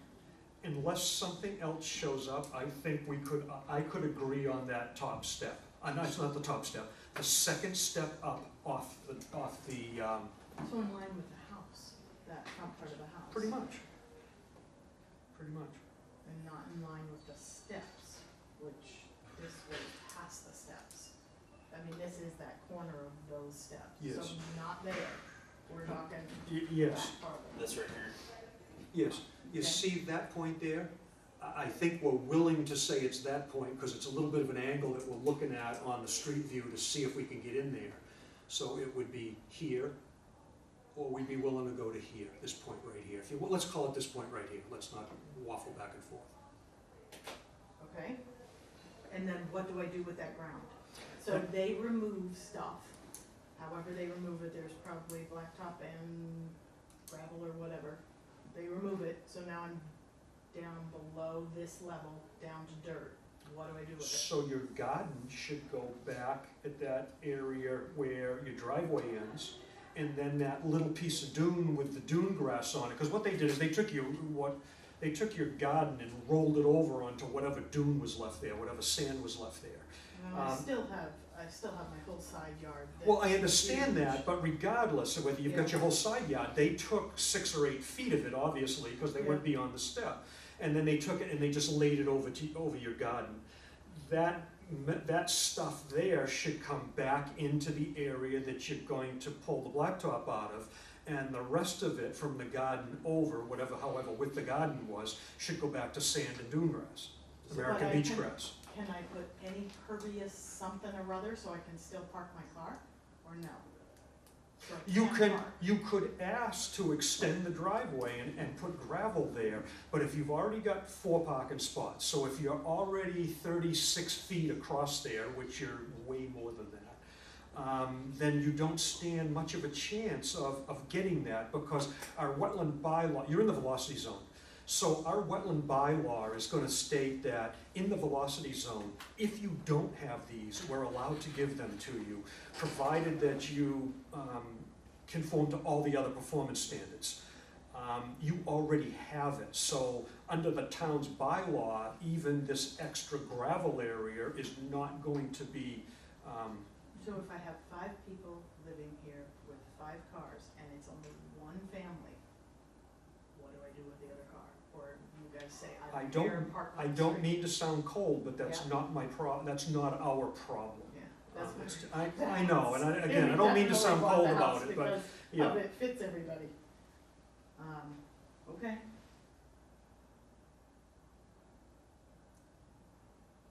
My best thing is to find something from 3 years ago showing it, but I don't know if I'll be able to. It doesn't sound like I'll be able to. And then I hire somebody, cut it out, and put gardens. I don't have to put sand. Is that correct? This isn't sand. No. This is my plants that are now grown much bigger. This was a while ago. But I can't park a car. No, because And I you know have to, you're not because you in have to charge of parking, return. but can I park on the street? If it's legal to park on the street, my understanding is that with a permit, you can park on the ocean side of Northern Boulevard, but you can't park on the sidewalk side. Okay. And that has to be the parking permit would have to be someone that resides here. I mean, it's not something you pass around, it's something you come in and get, and it goes on a car. So theoretically, if one of the people that live here, they have a parking permit and they want to have a guest over and it made too many cars in there, they could park across the street and they could allow their guests to park in their driveway while they're here. Devastating. It's not good news, I get that.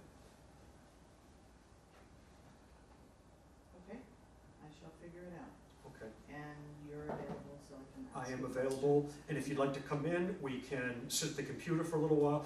I actually went into Pictometry, which is an older program that we've had around here for years, and we have some older images in it, and I couldn't help you much in that respect either, but you're welcome to come in, you can sit across from me, I can, we can go and we can look at a few of these things, and I can show you what I'm seeing, so. Yeah. I just have to find somebody to cut, most likely.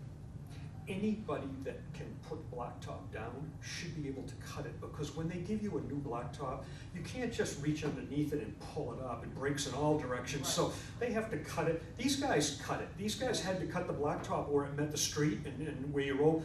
As a matter of fact, I think on my phone I show a cut line out near the road, so I think they did a cut. Okay. And can I have a copy of that? Yes, you may take that, I can make And others. a copy of that. You may take both those. So that I can try to explain this Yep. to them. All right, do you guys have any other questions? Anything else? We don't. Can I park at your house? I have. It's a long walk. Yeah, I have all kinds of room at my house, and yes, you're welcome, but it is a long walk. Does anybody else need to say anything? Are there any butters here? Would anyone else like to speak on this project? It would be my recommendation, with the applicant's permission, that we continue this hearing to the August 21st date. I will not be in town. You will not be in town. No. Would you like to go to the, Whatever the next one is, it'll be the third Tuesday in September.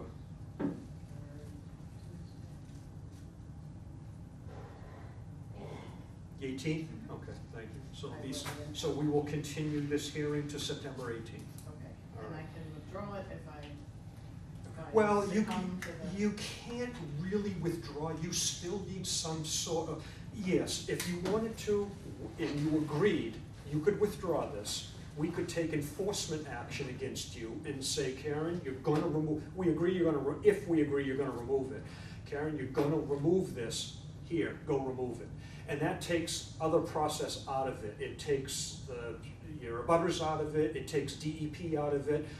We're just bringing you back into compliance. So we can order work to be done, and it may be the easiest way. I don't know why or why you'd really want to go down this road again and file more or have to amend it. Or, I'm just saying, if I can't find the pictures, I know what I need to do, and then I just need to make arrangements. yes, and if the easiest thing for you to do is say, I give, then I can write enforcement action and just say, Karen, this is what you agreed to do, you're gonna do it.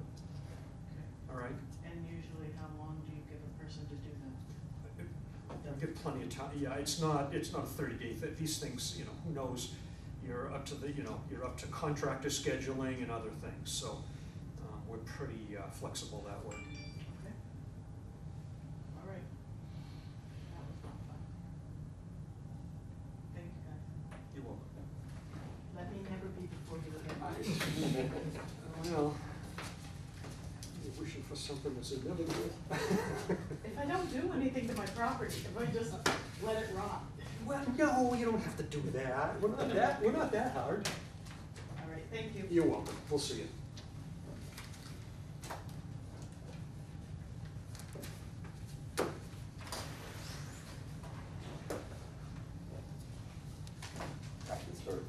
What do we,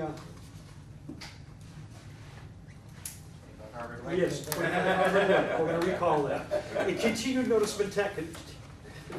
of intent to construct a single-family home from William Clifford, 25 Harvard Way. Good evening, Mark Arnold here with Abutter Consulting, here with Bob Brown, who's Robert Serrano for the applicant, Mr. Cliff, good evening. Good evening.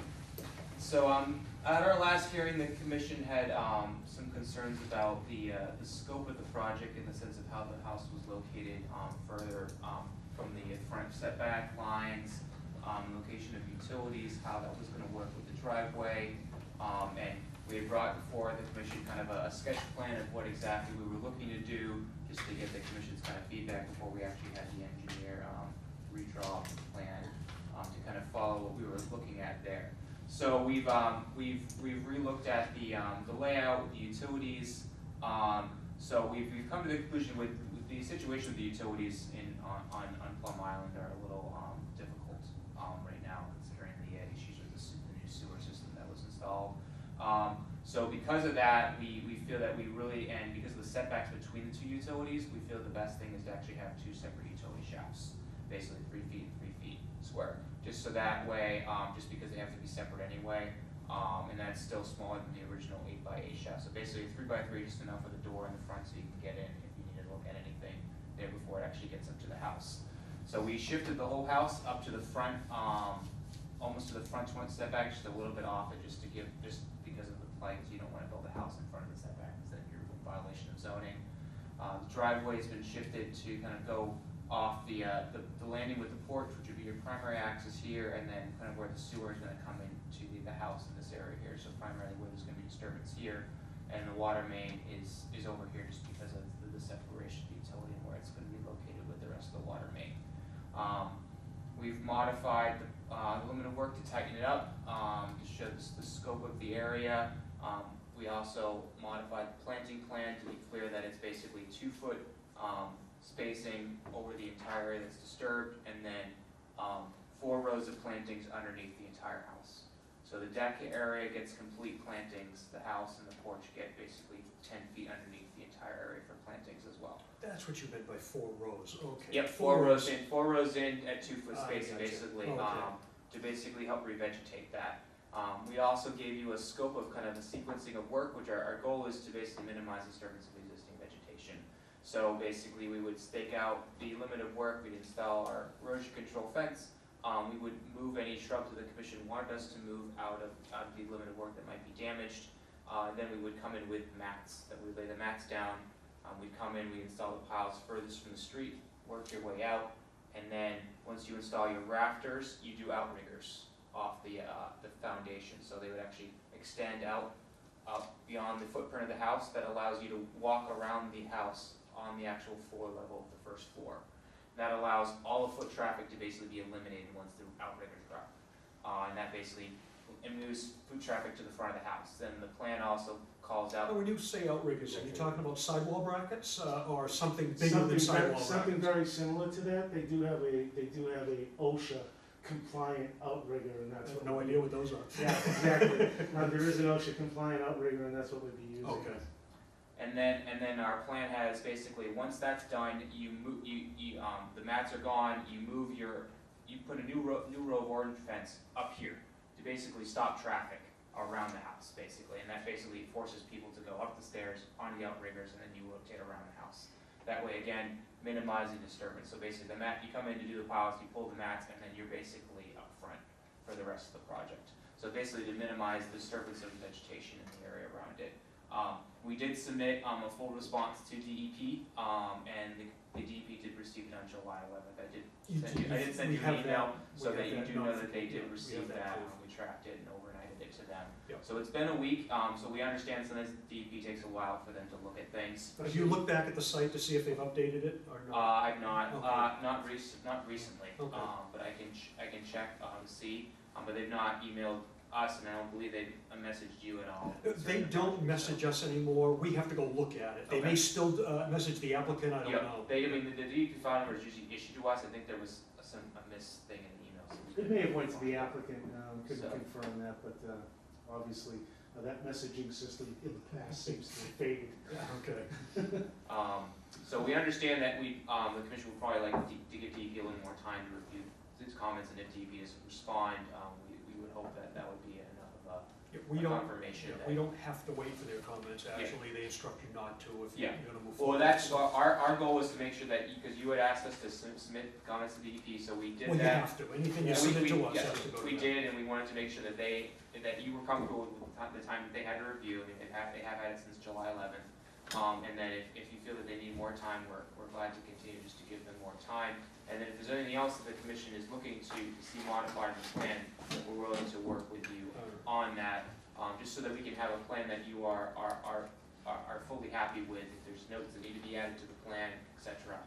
We are working with the landing company Pile Driving which does a lot of stuff in the Newbury area, and they're very expertise in working on dunes and stuff like that. So there's a request for proposals out for him for sewer, water, pile driving, which he seems to have an inordinate amount of experience down in that area. He puts in a decent foundation. And he obviously was on board when we started talking about our sequencing, getting water on the site, fire prevention, the entire scheme. And he reiterated that those safety precautions would be put in place, and that's exactly how he operates. Yeah, you'll have a detail down there if you don't have water, so Sure. that's going to be, yeah. Yeah, we're gonna make sure that the water is there and flowable, because we're working around, obviously, a close-knit neighborhood, and we'll make sure that there's protection on site. All right, a couple of things. I'm gonna list off a few things, but I don't really wanna get to them tonight. We got an outdoor shower design, some tank details, a section and elevations, we don't have those. Your stair touchdowns, this one I think we have a concrete base, this one we have nothing, and it comes down to the sand, so you might wanna transition them over to the driveway, they're not gonna wanna walk on the sand. Now, your vegetation plan calls out for the 4 rows, I understand that now, but let's drill down into what have you got left? Once you take your 10 feet all the way around, what is left that you are going to lose, admit and agree that you're gonna lose the vegetation on? Well, we don't fully expect that the vegetation is going to survive completely on the house, but we think that revegetation under there is gonna create a root system that obviously is gonna provide stabilization throughout. I can't go, but I think you could probably estimate the loss of plants. I mean, and that's why the planting is such a significant planting.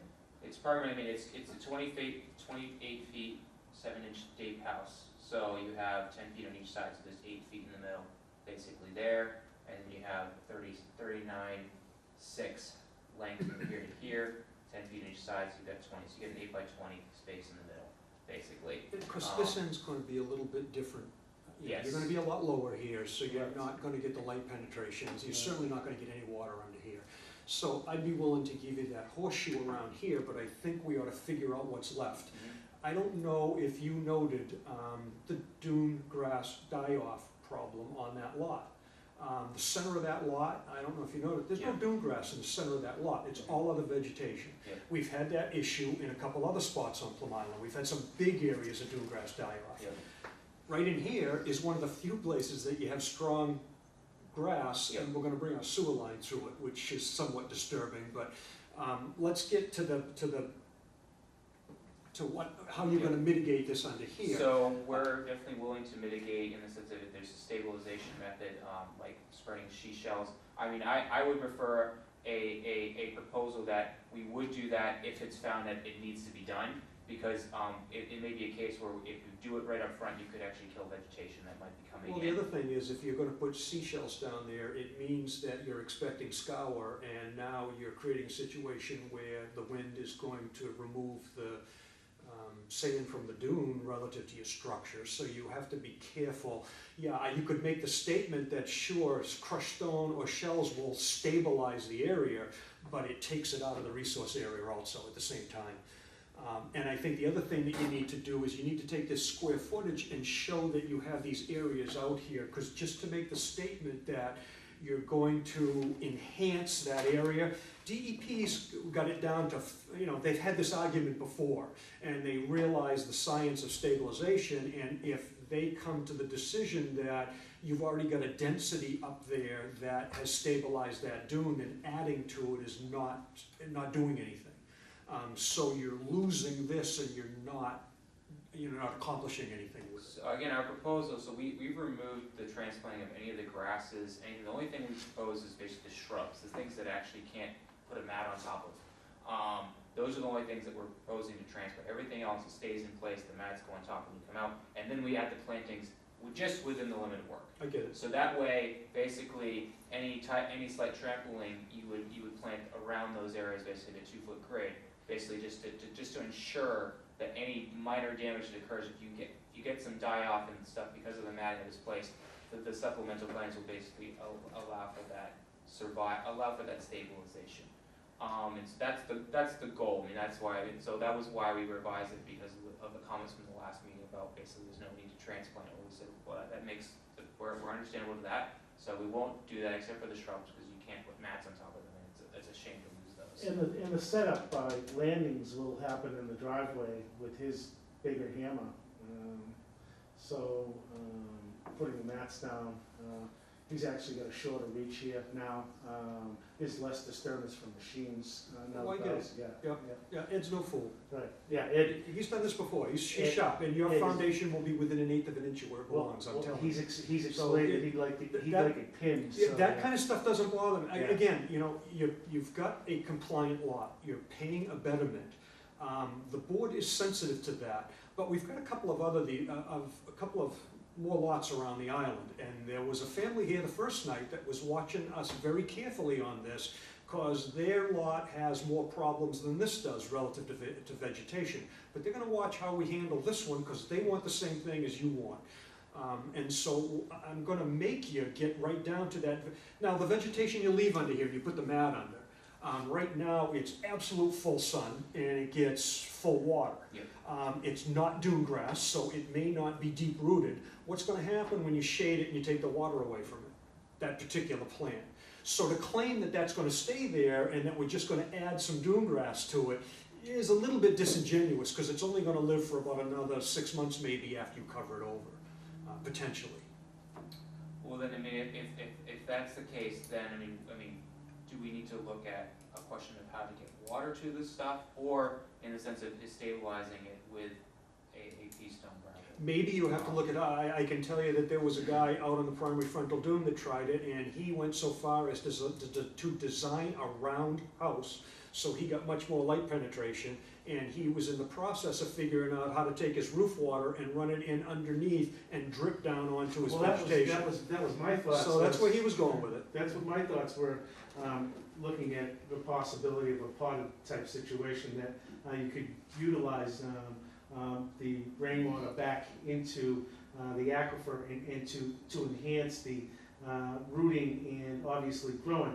You still have a light issue, obviously, but Yeah, but I don't think they're as sensitive to light as water. You take a ride up Northern Boulevard and look at the north side of every single home.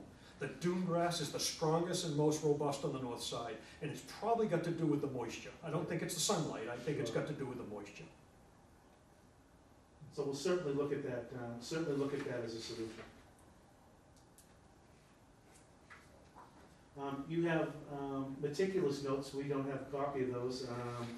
The other thing that's on here is there are 2 different kinds of dune grass, American beach grass. Yep. What variety had you, well, let me put it this way. The Cape variety is the one you ought to be using. I don't know which one you specified, but you really, there's Cape and Hatteras, and the Cape's gonna be much better for up here. The Cape, so that's for the American beach Yes. grass? Okay. I mean, I believe we pulled these from the DEP coastal Okay. plantings. I don't think they made a distinction as to the grasses. No, probably not, but you know, if you read the sites and you read Right. about these 2 No, grasses, that- that that's- one is, the Cape is much better. Okay, so it's just a Cape variation of it? Yes. Okay. And that's a Kestis product, probably. I'm not sure where, but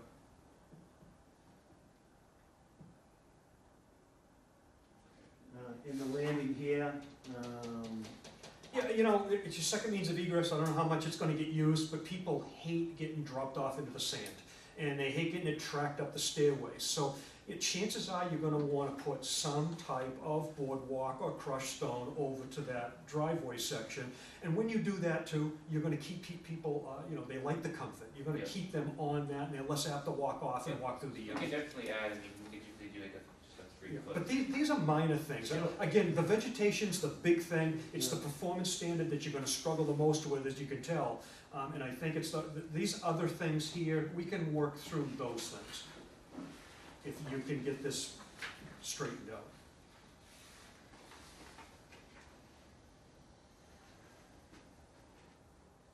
So can I ask a question? Please. So are you trying to take any credit for revegetating areas that are thin outside of the limit of work? No, because the commission told us that it was pointless too. It Or may be, basically that it was just not. I don't know if the word point. Well, It yeah. was basically not Not viable. viable. it doesn't seem to be viable, Right. but if you, what I would suggest you do is I would suggest you get DEP's guidance for the replanting and see what it says. And they, you know, maybe you've got a little slack there, maybe there's a few square feet you can pick up here and there. It doesn't, you know, it doesn't really look like it on the site, but maybe you can. I've seen places that appear to be more sparse than that, that they felt were adequately vegetated at the time. So we're looking at this, this is the sand dune planting plan that recently submitted. And you talk about step 2, transplanting stuff from within the limit of work out into the dune area. Is that gonna stay there? Basically, that's, Is it just sort of a holding area? it's You know, just, where are you gonna put it? it's just transplanting, the purpose is just the shrubs. And that's, and if the commission wants us to not do any shrubs or certain shrubs only, that's which I believe that's what was discussed out there. There's a lot of sumac out there that wasn't preferred to be transplanted. So we're glad to let the commission condition what they exactly want to see with the transplanting. I would say kind of where I'm going with it is this, that you may have an area there's really no room there to put anything. Yep. But you wanna put it somewhere. Well, that's, I mean, if there's only probably no more than a dozen small, evergreen shrubs. I don't in know what this the area. disturbance is over here with the sewer, but if we're looking back at some possible locations, we're trying to get the sewer, and according to Ed, we're trying to get the sewer as close as we can down the road to The driveway. the driveway to come in that area, and we weren't hoping to disturb that area, but we, you know, where they put it out there is a mystery to a lot of people, and except Eddie. See, So are they telling you that you have a stub on the property, or do you have to go out to the pit? we believe the stub is directly on the property, we just can't tell where it is along this line. Okay. And the field card doesn't help. DigSafe won't provide a location to that, so that's gonna be Ed's determination when he gets out there, and the proposal includes his location of those two things. So you're gonna have to do a little hand digging and You're gonna have to finding. do a little handwork out there. Yeah. But if it did run into that area, that might be an area that we might consider transplanting. Yeah. So, Wouldn't we want dune grass there if it's already doing well? or would it be better to Well- just supplement that with the dune grass? Well, you don't get credit for redoing an area that you've disturbed. Because what you're gonna do is you're gonna take a robust little section of dune grass and you're gonna replace it with Hair Club for Men, is kind of what it's gonna look like. So, you know, you're giving back something that's much weaker. So when you enhance it down there, it has to be an area that is not, that you haven't impacted, that can use this vegetation for stabilization.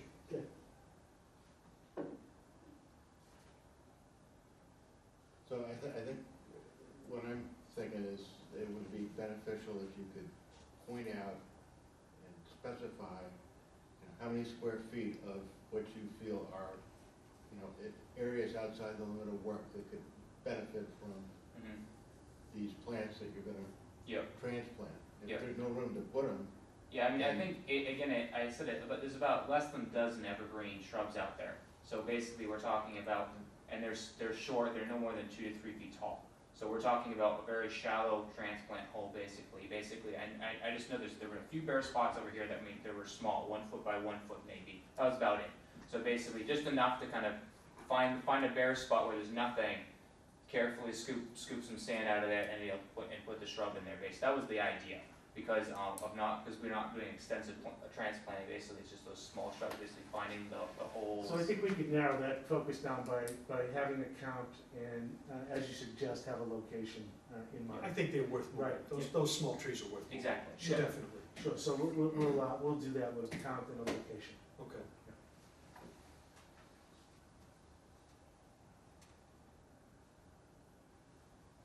And I would think if there's no room to put them anywhere, I don't know what you do with them. You know. Well, either that, or you could pot them, water them, and then when we're done with the work, we can plant them inside the limit of work. Yep. So I think we'll. That's another option. It'll keep them on the lot. Yep.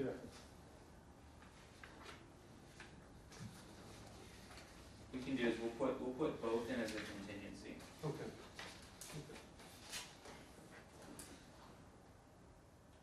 there's nothing else, I think we're looking at August 21st as well. I think we are, as long as that's agreeable to you guys, that would be my recommendation to the board, that we grant a continuance to the August 21st meeting. So, Second. All those in favor? Aye. Thank you. Thank you, guys.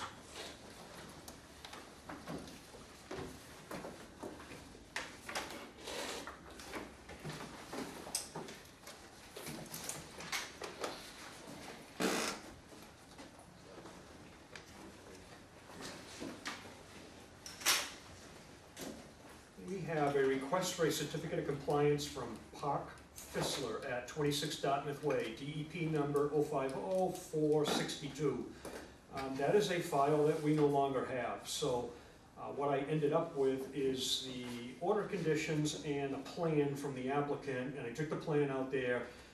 I couldn't even walk around the house with the vegetation, and the trees are up against it. It's not, there's no dune vegetation there, it is all turf lawn and trees and just a mixture of materials. I can tell you that the footprint of the home is the footprint of the, reflected the footprint of the plan which I had. So using best available information, it would be my recommendation to the board that we grant the certificate of compliance. And if you have questions, ask. Where's the file? This is what I got of the file. I don't know what I did with the plan. I'd like to be able to find the plan. Someday I'll find it. But this was the book and page and where it was, You know, I'm just yeah, in the order. This is the one that goes way back in history? Yeah, this is DEP number. We're at 1200 and something now. This was 462, so this was one of the moldy ones that we had. That's what I'm trying to get Yeah, at. Okay. it was one of the moldy ones that we had to get rid of, so I had no information. No, So that's again, fine. they supplied me with a plan of the home, but it wasn't really the wetlands Yeah, file. so I have seen, so this was filed in 1995 and we're doing the compliance. Exactly, Okay, yeah. exactly. All right, let's- So again, I found it using best available information to be in compliance with that, and it would be my recommendation to the board that we grant the certificate. Move to, tempted for that to go on, yeah. Okay. Whatever you're saying, that's. Yeah, do I have a second for that? Yes. All those in favor? Sure. Aye. Any opposed?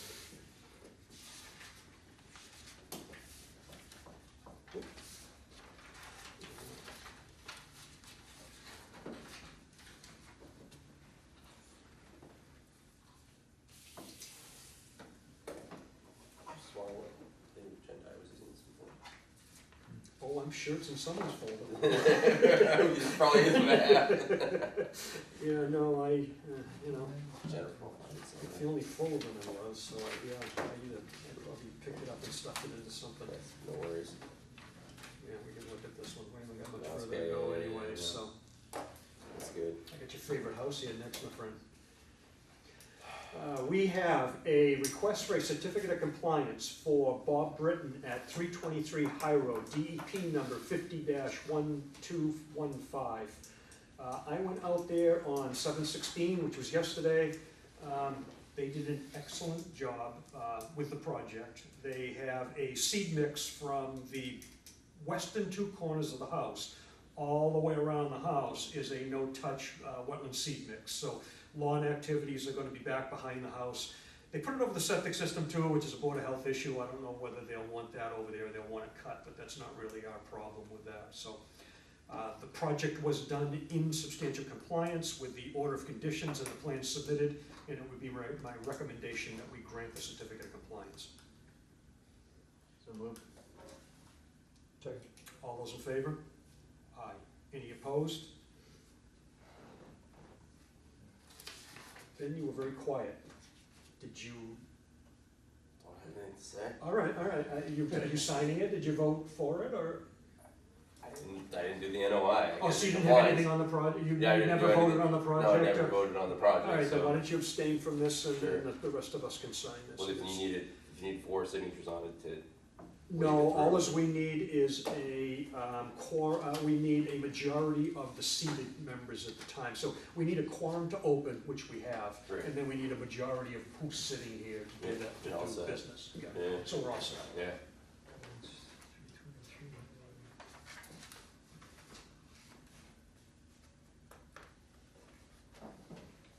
And the last piece of business is we have a request for a certificate of compliance for Robert Boulay at 69 Pearson Drive. This was DEP number 050-1148. I did a site visit, no, that was Britain's, that was about 2 weeks ago. I went to this one earlier. That was Park Fistler. I did a site visit on 7/16, and the project was done. This property looks beautiful. We had a lot of serious problems on this property with the guy getting into the wetlands. The new owners, you can't even see the old area where the vegetation is. They've done a great job of bringing this property back, so it would be and this was for a septic system in the front yard, by the way. It would be my recommendation to the board that we grant a certificate of compliance. So moved. Second. All those in favor? Aye. Any opposed? We actually have one more thing. We do. What's that? It's the fixing that certificate. Oh, okay, yep, that's right. Rare things when two people sitting here. Oh, what do they want? I know what one of them wants. I know what they want. I'm wondering why they're still here.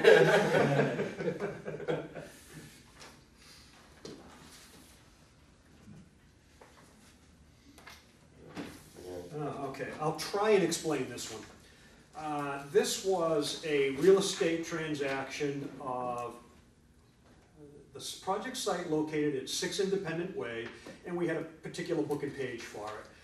When they went to the closing, the attorneys were not convinced that that was the right book and page. We're not convinced that they're right, but we're going to give them what they want in this case. And so they want 6 Independence Way to read 12 Independence Way.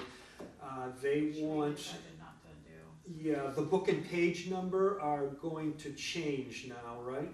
Yeah, that's all we're changing. And the lot is going to change from 147 to 144. All we're changing is the book and page, remember we. We're going to change the book and page, Yeah, yes. all So we're changing. this is going to change, the book and page reference. It's really immaterial, as this was a invalid order of conditions, work never commenced. So if this is what they're fighting over, they can have it, and we'll give them what they want. So it would be my recommendation to the board that we grant a certificate of compliance, correcting the information that was potentially put on there as a scrivener's error. So moved. Sure. Second? Second. All those in favor? Aye. Any opposed?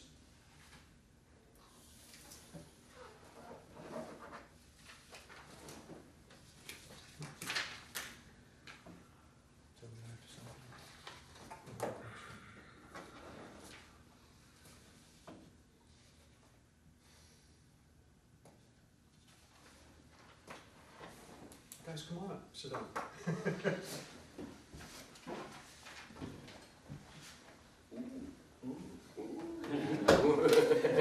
Read the whole thing. I want to give him a running start. It's more than I can. Still have an interest? Yeah, Yeah. I do. I had to be quiet a couple of times. Good. I know a guy who lives on O'Reilly Road, and beautiful home, he built it himself, and his well's bad, Mhm. and the house is worth nothing. I mean, you know, he passed away in the last year, and his wife and son are there. And, you know, this poor guy, if his well goes bad in 2 years, I mean, is it our fault? Who knows? You know, you You don't, know what I mean? you know, if you're working within your authority, you know, and you're not getting outside of that, usually you're covered. But, you know, if it's gross negligence and you don't pay any attention to the guy's well, you know, I don't want to be there. I'm not a soil scientist, but when you said 11 feet, and you're gonna put, you can't put a Are we done with the official coffer meeting? dam up Well, and keep salt water out of the well, lot. Yeah, that's what, hey Doug, are we done with the official meeting? Well, yeah, that's true. We shouldn't be talking about those cases, I guess, at this point here. Sorry. That's all right. No, that's okay. What we should do, it's easy to get sidetracked. I'm just saying that, are we done with the official meeting? Do we have any new business that we were? Well, the only other business that we had was board reorganization. As you know, I'm probably not gonna be here forever. And I think that we ought to start going through a chair rotation so that someone gets comfortable with it. It may be that one of the board members rises to the top and enjoys doing it. from a practical standpoint, for right now, all you're gonna do is host the meeting and just get comfortable to doing what I'm doing here. I'm gonna do the lion's share of the talking anyways. I do the heavy lifting, that's my job, that's what I get paid for, you guys don't get paid for that. But if someone could get comfortable sitting here and just reading the agenda and getting used to calling on people and protocol, I think it would be very helpful for you, because at some point I'm gonna walk out the door and I think that you wanna be used to that and comfortable with that. And I think it's gonna get here, sooner than you think. So Brian suggested something like a 3 to 6 month rotation of the chair for a while to see if someone enjoyed doing it, but it's kind of up to you guys also. It's not something I'm gonna ought to be done, but I think it's a great idea. Yeah. And this is something we can discuss too once we get other members of the board, but I think that to take a brand new member and thrust them into that position that's tough. That's tough. I agree. I mean, I was honestly thinking when I saw the minutes, I didn't know about this because I didn't make the last meeting because I'm an idiot. But when I saw the minutes, that either Dan or Brian were kind of the most logical people, Yep. not knowing about the rotation. Dan, because you seem to know your way around this little. Last year we voted you. I know that. No, I was in that backup emergency chair. We were gonna miss the meeting again tonight. We were gonna do what we did last time. I know, right? Yeah. But yeah, the rotation thing. I mean, in all honesty, I like doing this. I have a full-time job, 2 kids, and I'm doing my PhD on the side. I don't even know if I'm gonna make it to my term limit. And when that term limit comes up, I'm gonna still be working on my PhD. I love doing this. I really enjoy it. But I don't know if How much time you've got to. I mean, like this last meeting was the perfect example where that I missed it. I said I was going to be there, and the next day I'm driving home from work. I'm like, I cannot miss this meeting. I can't forget to miss the meeting. And I was like, it was last night. It was just like, I don't know. I love doing this and I enjoy it and I like serving the town, but I don't know if I'm a good person for it right now. I'd love to come back to it eventually, and if you guys need me to go on it right now, I'm gonna stay. That's a personal decision. That's not Oh, what yeah. I'm aiming for you, certainly. No, so I don't want to throw a lot of input or weight into this right now. I got you. All right, I That's my understand your long way of position. saying that, yeah. Yeah. Well, if you could stick it out, we'd enjoy it. I like your expertise, so. Well, you know something, I'm gonna float it out there. If you guys want a little time to think about it, I don't know that it doesn't seem like we're gonna move too far tonight. But Well, I'll be honest, I don't feel comfortable doing it for a while, I'm still fairly new. But we do have some experts on the board that do a fine job. Well, I've spoken to Dan about this, and Dan's sort of the same place I'm at too. I think that to find a younger member on the board, and no intended insult, but to find, just so that. Senility is creeping up. That's not what I was suggesting, but. That's my second problem. Yeah, Brian, I mean, he's a conservation agent in one town, a commission member in another. I think that it would come more natural to him than others. So we can wait till he gets back next month and we can bring this up again. And with that, I have no other business, and if you don't, then I would entertain a motion to close the public hearing. Move to adjourn. I move second to that. All those in favor?